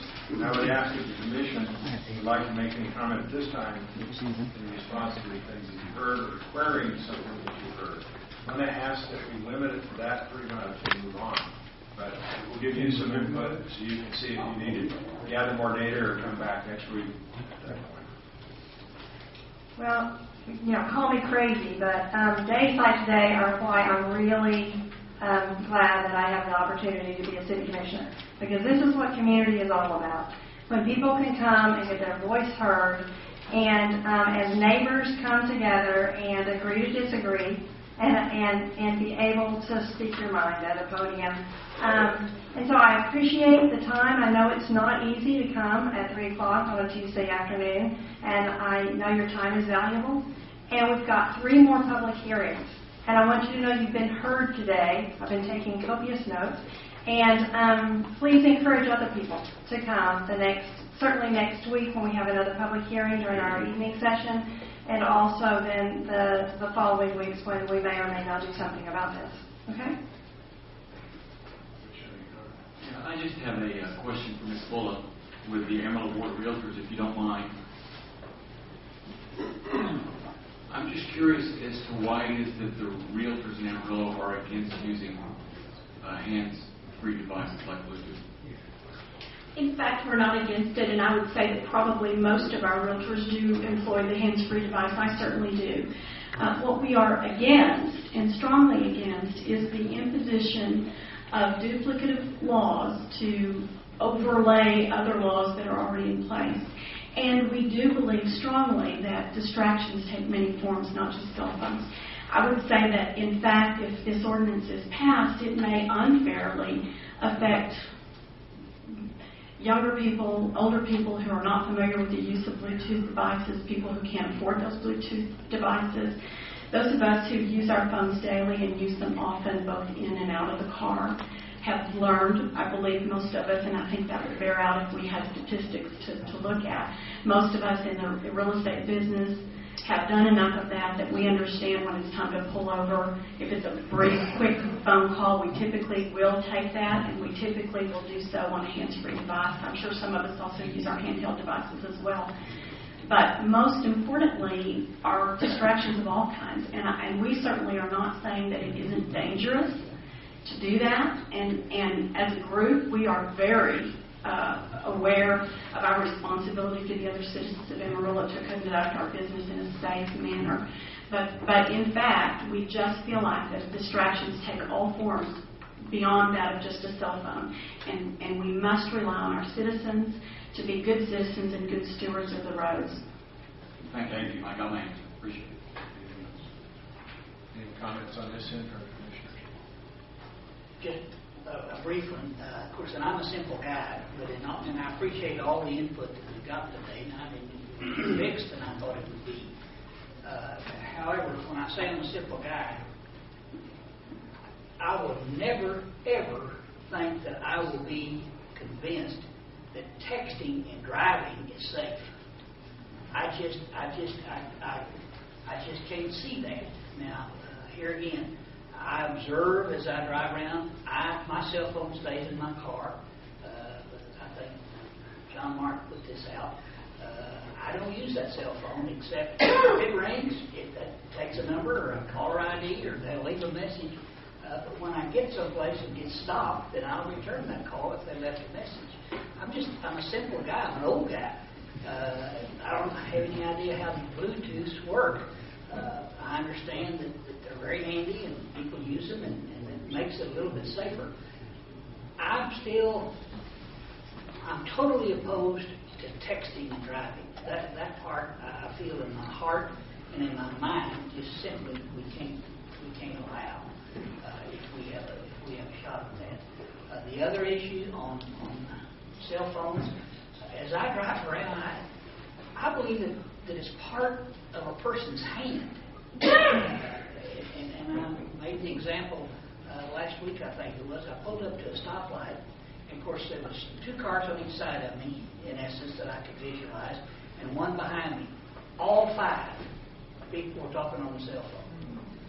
I realized that in the real estate business, in a lot of different service businesses, these cell phones are important to their business. And a lot of people anymore don't have a landline. This is their source of communication.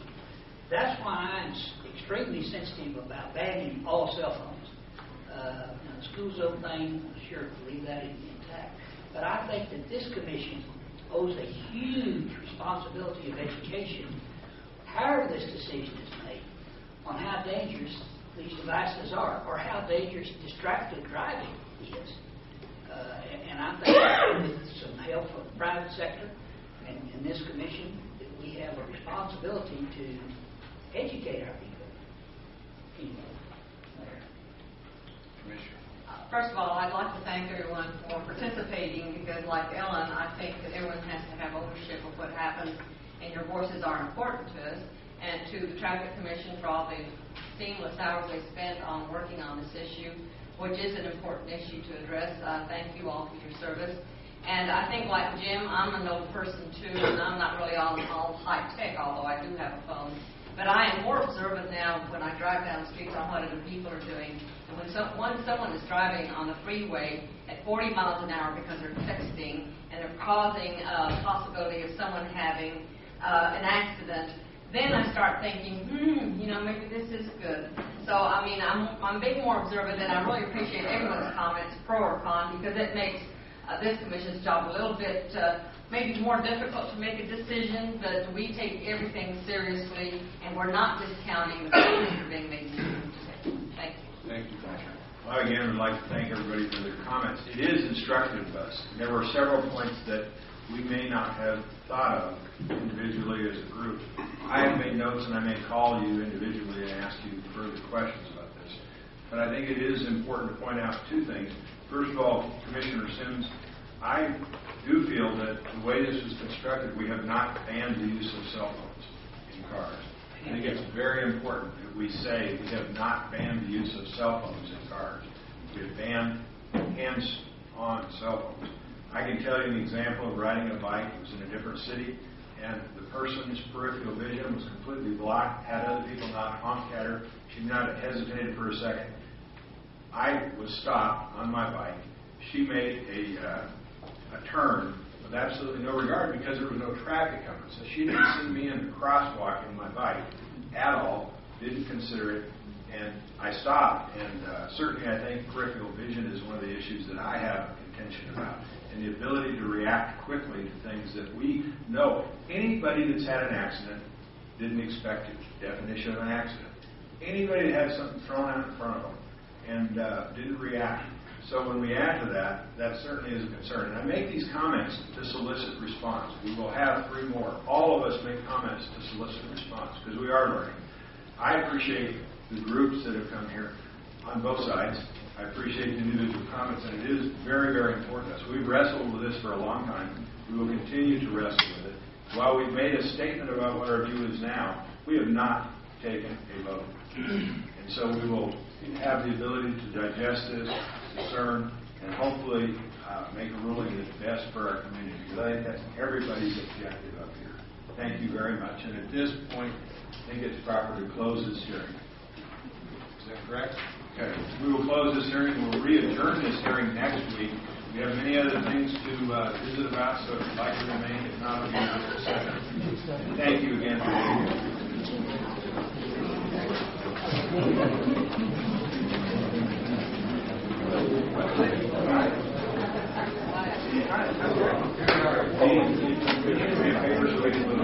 Would you go to the door and please ask them as soon as they're out of the Some people gather in the lobby sometimes, and we do have a long agenda left. Once they get out, we'll close it. Just give it a few more seconds to get clear the room.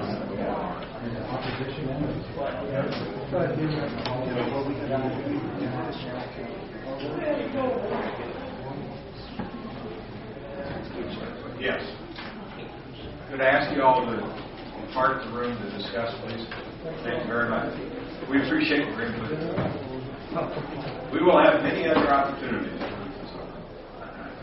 We are going to begin a series of ordinances that are sort of going to sound repetitious, and I would like to make a comment at the beginning of those that we owe a debt of gratitude to about a large group of professionals on the staff side and the private sector that dealt with the issues regarding our code. You will hear these, and I understand from the minutes that we received and the context of the things we looked at, there were 94 meetings held to delineate what these codes should be, and I think we owe a debt of gratitude to all those who participated in those meetings.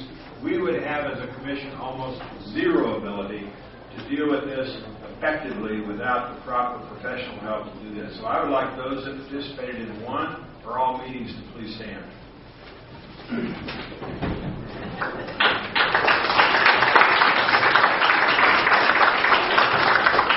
They are representative of the people that came to this issue and dealt with it over a number of months. How many months was it? About 8 months? 13 months, excuse me. And they have given us back good input. So we will begin reading a series of ordinances that deal with this. Ordinance number 7349. This is the first reading of an ordinance amending Chapter 4-3, General Building and Construction Standards for the Amarillo Municipal Code to adopt the 2012 edition of the International Building Code. The Building Code is the primary standard for the construction of multifamily housing and commercial buildings in Amarillo. This ordinance is recommended for approval by the Construction Advisory Appeals Board. Are there any comments from the audience about this ordinance? Are there any comments from the Commission about this ordinance? If not, I'd entertain a motion. Mayor, I move approval of ordinance number 7349 as presented. Second. All those in favor of ordinance number 7349 signify by saying aye. Aye. Opposed? That passes with a 5-0 vote. Mr. Mayor, I think you had a person that wanted to comment. Wait, did I move too fast? That's not normal.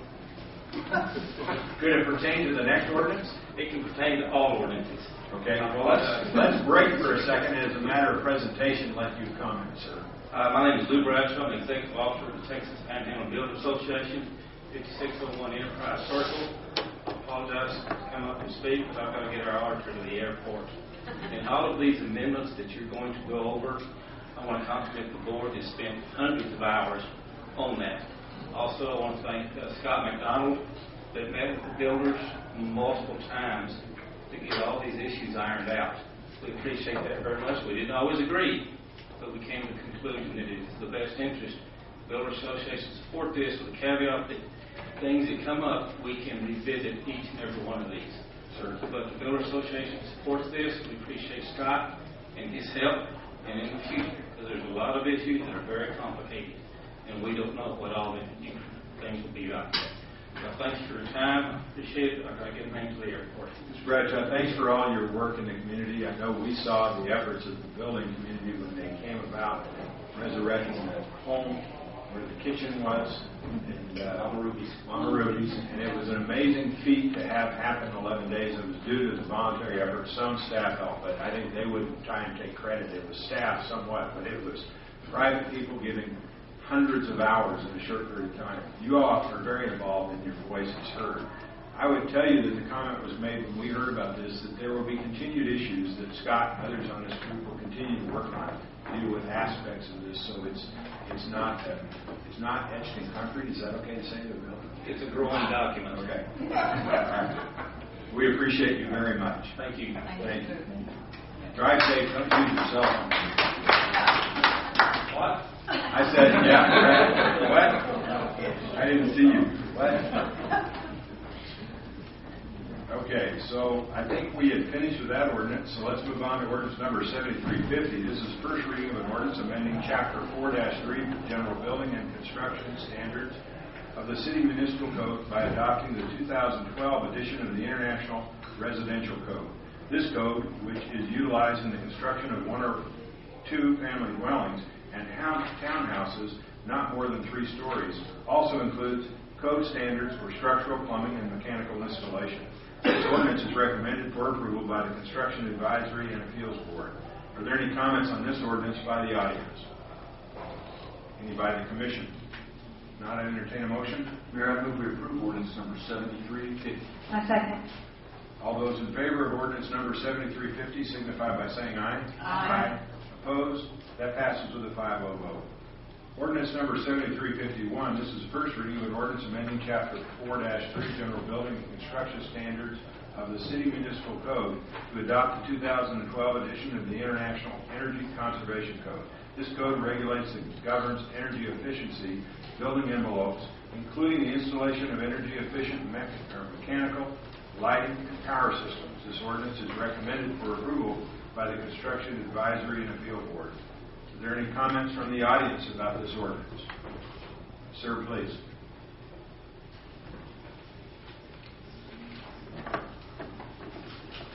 Good afternoon. My name is Ron Conley. I live at 9101 Black Hawk Lane.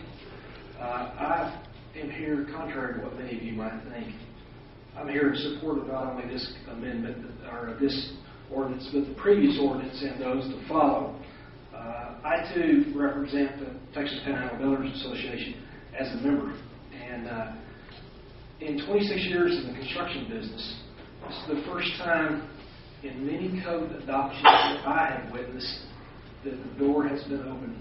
And I applaud the committee, Construction Advisory Committee. I applaud the Building Safety Department for an open door policy and letting us, as citizens, participate in that process.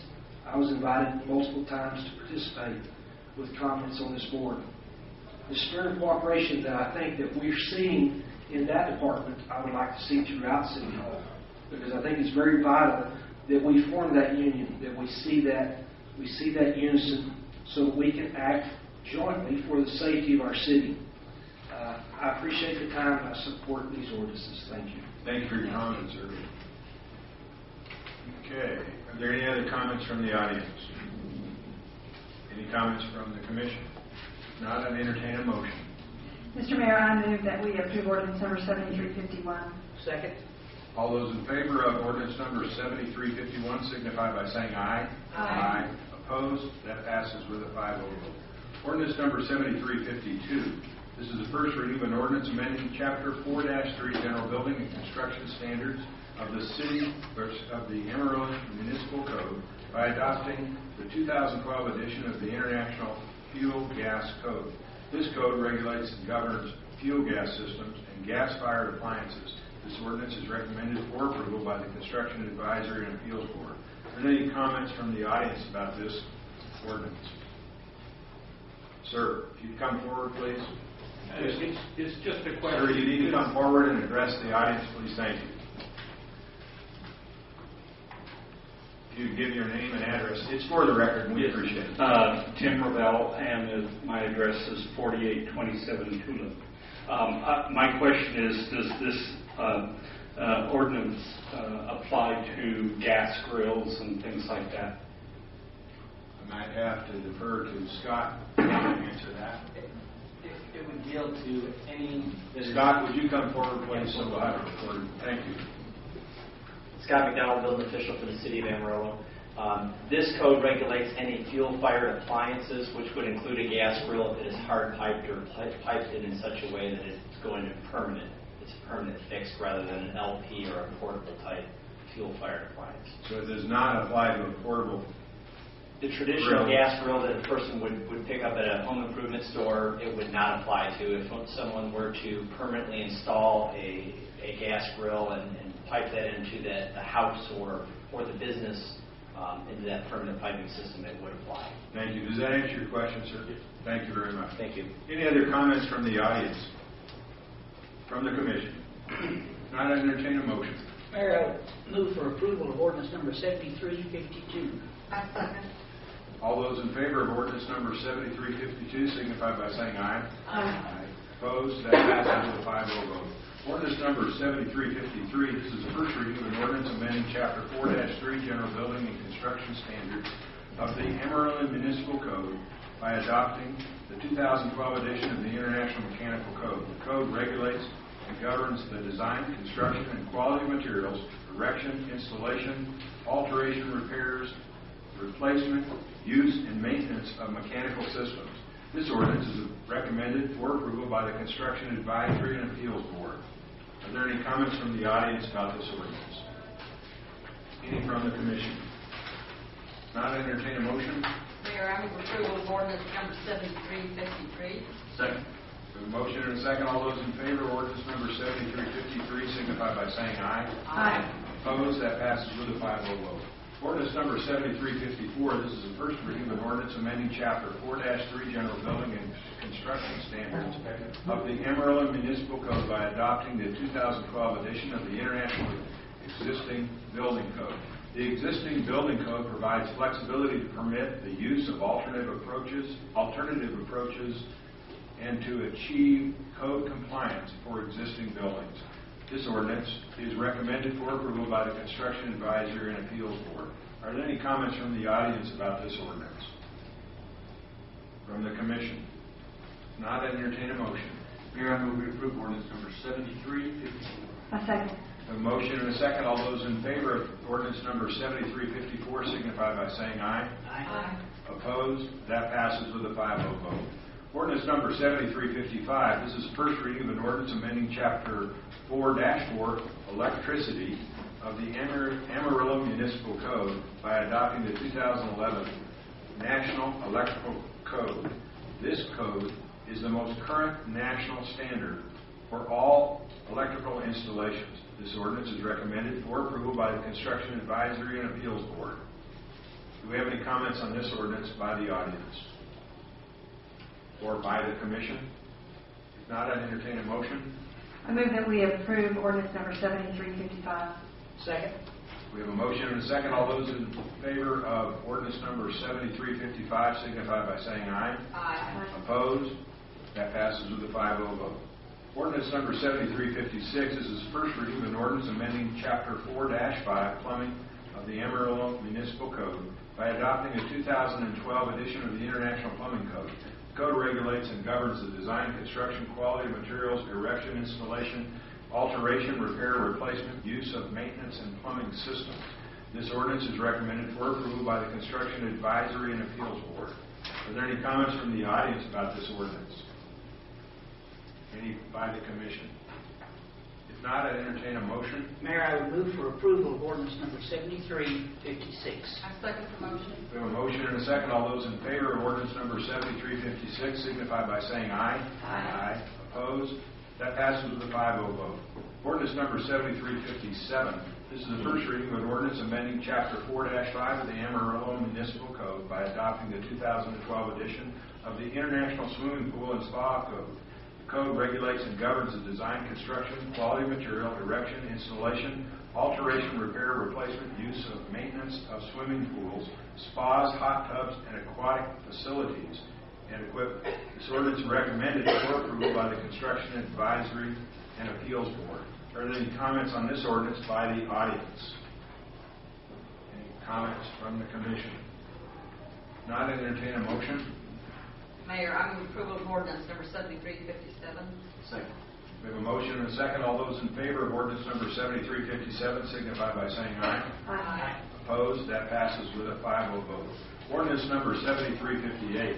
This is the first reading of an ordinance amending Chapter 10-2 Fire Prevention for the Amarillo Municipal Code by adopting the 2012 edition of the International Fire Code. This fire code serves as a safeguard This fire code serves to safeguard life, property, and premises of fire and explosion hazards. This ordinance is recommended for approval by the Construction Advisory and Appeals Board. Are there any questions or comments from the audience regarding this ordinance? Sir, ma'am, if you'd come forward and state your name, please, and give your address. Thank you.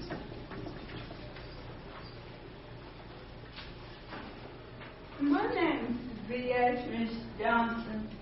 I live at 1320 South Fillmore. And I just have a question for you. Okay, about a week ago, I was cooking in my apartment, and I talk like this because I have cerebral palsy. I'm not ashamed. That's just how God made me. People accept it or they don't. I love me. That's all that matters. Getting back to what I was saying, I was cooking in the apartment, and I had an epileptic seizure, and I'm upset because when I had the seizure, apparently I was cooking, and the smoke detector went off. So when I came to myself, it was a loud noise. I didn't know what to do. I'm on Section 8, and I called the HUD office because I didn't know how to turn it off. I didn't know what to do. And so Chris, down at the HUD office, she scolded me. And she told me I was wrong for calling. What was I supposed to do? I think it's a good question. That's why I'm sitting here talking to you. What was I supposed to do? And I've had several situations where me and Chris have been into it, and I feel like this. And I'm standing here as a woman talking to you face to face. Ma'am, I think... Just because I have a disability, I'm not going to let anybody mistreat me. I don't care who it is. Yes, ma'am. Let me ask the city manager, although we're going to deal with this ordinance, and certainly this could come under this, I guess, or public comment. But let me ask the city manager, we would want to refer this and get some more information. Can we deal with this? Ma'am, can you stay till the end of the meeting? I sure can. Okay, we would like to have city staff help you with this, and we'll inquire into what exactly happened. But I think you have an excellent question. Any other comments regarding this ordinance? Before we take action on this final code revision, I personally want to thank all of those folks that spent all those hours. The list was long, and there were a lot of meetings, and Scott's paid to do it.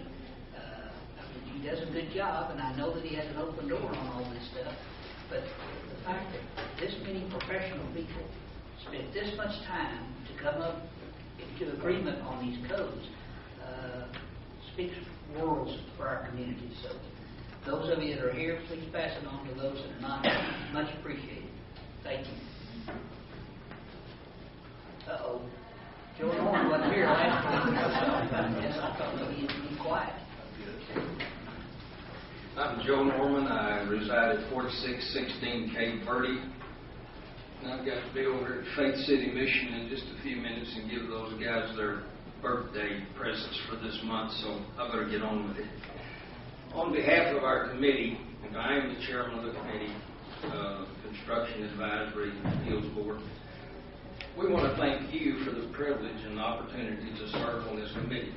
And it's indeed a pleasure, and we just thank you for that opportunity to serve the committee this day. I think we have about 6 people here, and I'd like for each one of them to stand that's on that committee, and I'll introduce them if I can remember the names. Please do.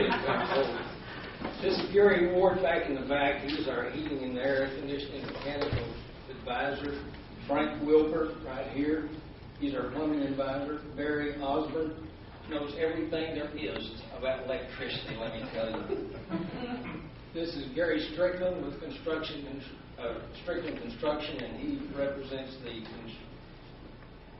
building committee, commercial building committee. Dana Williams back over here, she's one of those architects that just knows all the answers. So, anyway, let's give them a hand if you would.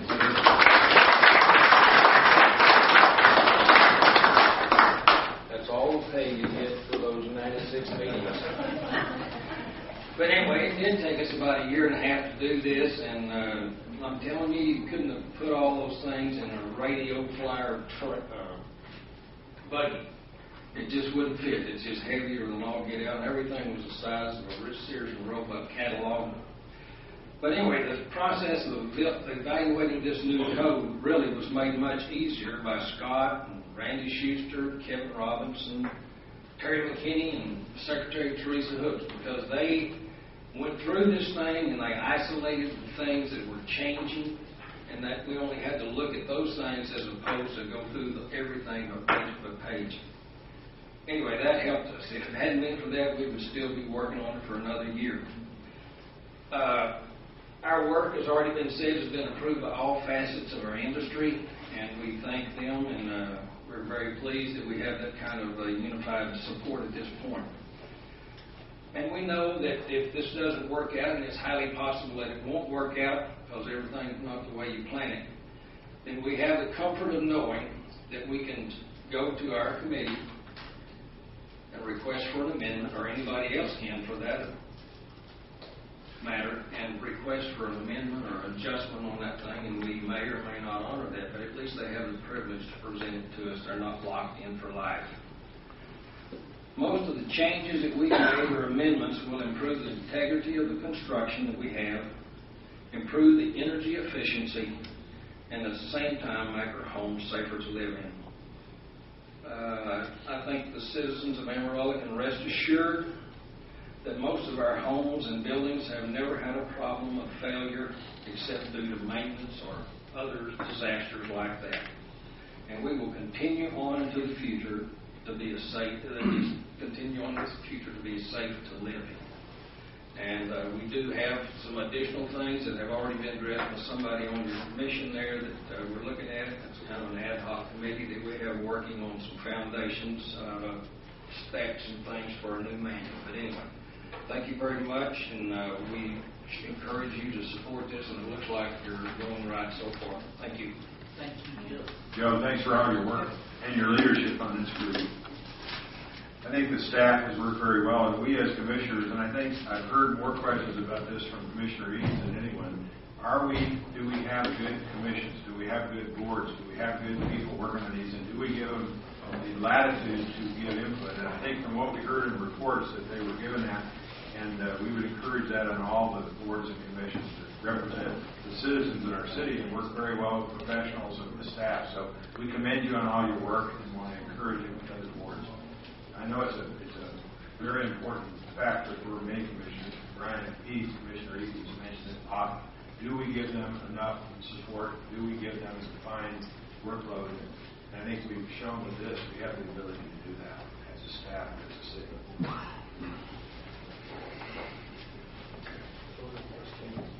Yes, we need to have a vote on 13. Are there any other comments from the audience? Any from the commission? All those in favor of... I'm sorry, we didn't get a motion yet. We better get a motion. I'd entertain a motion.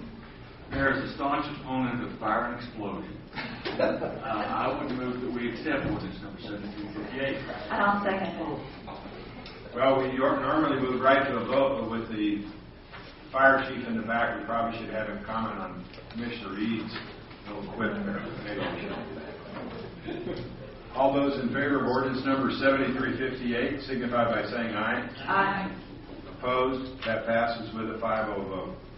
Resolution calling a public hearing to determine whether certain conditions described herein constitute a public nuisance at the location stated. This resolution sets a date and time for a public hearing to determine if two properties constitute a public nuisance and thereby declared as dangerous structures. A copy of the resolution will be mailed to the interested parties, providing 10 days notice for public hearing. These properties are the first to be considered under the new Amarillo Dangerous Structural Code approved by ordinance on February 14, 2012. Are there any comments from the audience about these items? And we might go through those quickly with the city manager. We're glad to have a couple of points we'd like to bring forward. First, this is what we formerly would have called the setting the date for the hearing, and I would draw your attention to Section 2 of the resolution. It states this commission shall conduct a public hearing on the 28th day of August. That date's incorrect. It needs to be the 11th day of September, Mr. McDonald. 11th or 18th, which is the correct.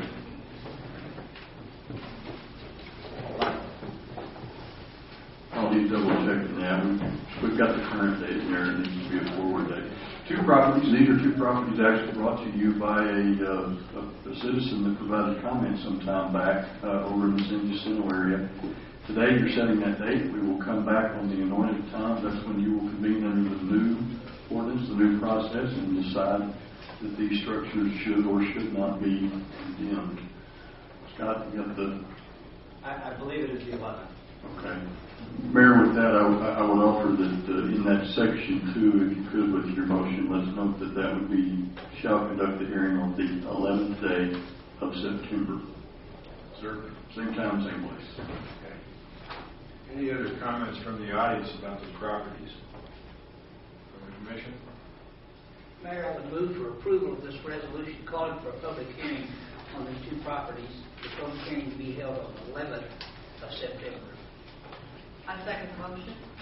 We have a motion and a second. All those in favor of this resolution signify by saying aye. Aye. Opposed? That passes with a 5-0 vote. Resolution designation of Texas Enterprise Project. This resolution nominates Northwest Texas Healthcare Systems Incorporated as a qualified business and enterprise project for the economic development assistance under the Texas Enterprise Zone Act. In February 2006, the city elected to participate in the Texas Enterprise Zone program. The local incentives offered under this resolution are the same as stated in ordinance number 6915. Subsequent nominations may be made by resolution. As an enterprise project, Northwest Texas Healthcare System Incorporated will continue to be eligible for state sales tax refunds and taxable items purchased for its Amarillo facility and operations.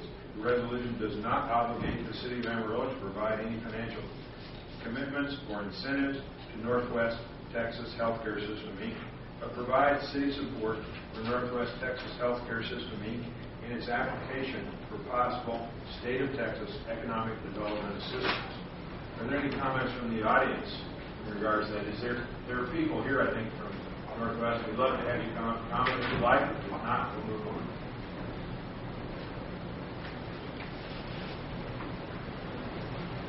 Mayor, Commissioner Charlie Michelle from Northwest Texas. We just want to point out this is a state tax rebate and not for the city, and we do appreciate your support on this.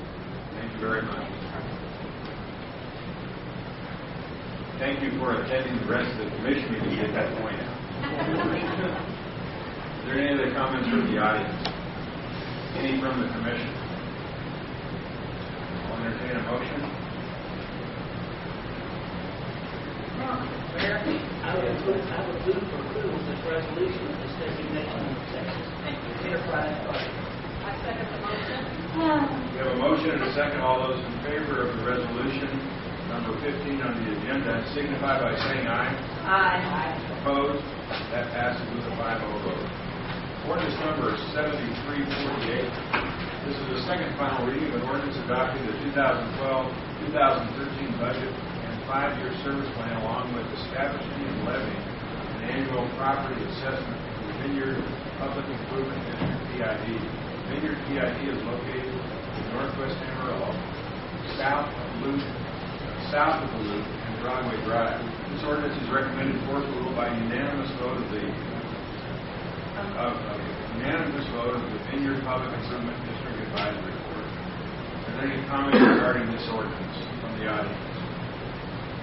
Commissioner Green? Comments? No. Okay. Any other comments? All those in favor of this ordinance? Oh, we haven't made a motion. Sorry, we got a motion. Are you going to do it this Well, time? yeah, let me make a motion. I think you got it. We sort of. Yeah, exactly. I move Really hurt that her feelings, Commissioner Sims. I move that we approve ordinance number 7348. Jim, would you give a second? I think you're okay. It's been a long meeting. We have, we did public comment on that, so we will go to the vote. We have a motion and a second. All those in favor of ordinance number 7348 signify by saying aye. Aye. Opposed? That passes with a 5-0 vote. Ordinance number 7349. This is the second final reading of ordinance changing the zoning of block 58. Divens Addition Amendment, Section 187, Block 2, AKM Survey, Potter County, Residential District 1. Residential District 1 with a specific use permit for philanthropic use related to the Mary E. Divens Foundation. Are there any comments in regards to this? I know we have some people from the Divens Foundation and Second Action. Would you like to make any additional comments? Any comments from the Commission? I still say this is a great thing for a historical building. Very, very good size. Very important to the city, and we're proud to have this ordinance. So, with that, I understand a motion. I think you get to make the rest of them all. I would move for approval of ordinance number 7349. We have a motion and a second for ordinance number 7349. All those in favor of that motion signify by saying aye. Aye. Opposed? That passes with a 5-0 vote. Congratulations. Very good use of that property. Thank you for your participation. Consent agenda. It's recommended the following items be approved that the city manager be authorized to execute all documents necessary for each transaction. A, purchase of computer equipment. B, the award of elevator and escalator service annual contract. C, the approval of airport land lease agreement, Federal Aviation Administration. D, the approval of airport drainage improvements contract administration. Are there any items that need to be removed for separate consideration by the Commission? If not, I'd entertain a motion. I would approve the consent agenda as presented. I second. Are there any comments about the consent agenda from the audience? From the Commission? All those in favor of the consent agenda as presented signify by saying aye. Aye. Opposed? That passes with a 5-0 vote. This concludes the regularly scheduled agenda for the Amarillo City Commission. We're going back to executive session after this. It's however customary at this time to allow citizens of this community with matters pertaining to city policy, programs, and services to speak to the Commission. The floor is now open for such comments. We invite you to come forward and make comment, and again, the same rules would apply at 3 minutes. Thank you. Robert Tolliver, 4400 Southwest 3rd Avenue, Amarillo, Texas. This may be more informational, and I'm not sure where it falls. We were blessed with a 2-inch rain in the West Hills area, and we're very grateful for that. There was a lot of flooding that took place and a lot of debris, and of course clogging the major drains and things of that nature. Is there in place any mandatory instructions for putting up barriers to prevent erosion and water flow, specifically connected with the redevelopment of the Amarillo Country Club Golf Course? I know a lot of places that I've seen in other areas had some small round hay extensions along fences to curtail water and direct water flow and whatnot. But I'm unfamiliar with the city requirements on that. And the reason I'm asking that is also the question, did the city have to come out after that storm and replace any gravel or make any other improvements on the city right-of-way to residential areas after that rain because of no protecting devices into the runoff from the country club booster. Two great questions. I would refer those to the city manager, who may deal with them after this meeting, but might deal with them. There are regulations that are statewide as far as stormwater runoff prevention. Probably what I'd like to ask you to do, someone on the second row behind you, Michael Rice. Michael's the Director of Public Works, so he has all the city engineering, he has the drainage, he has the street crews. Michael would be glad to visit with you and ask that. It was a mess coming off of there. I would tell you that what was going on in the rest of West Hills, and I was there during it, was substantially no different than what's happened every time we get a rain like that. But Mr. Rice would be glad to visit with you and see if he can answer your question. Great. Thank you very much, and I certainly hope you will be pleased to. Thank you. Any other comments from the audience? If not, we'll move back into executive session. Thank you for your patience and your participation today. It's very important to us.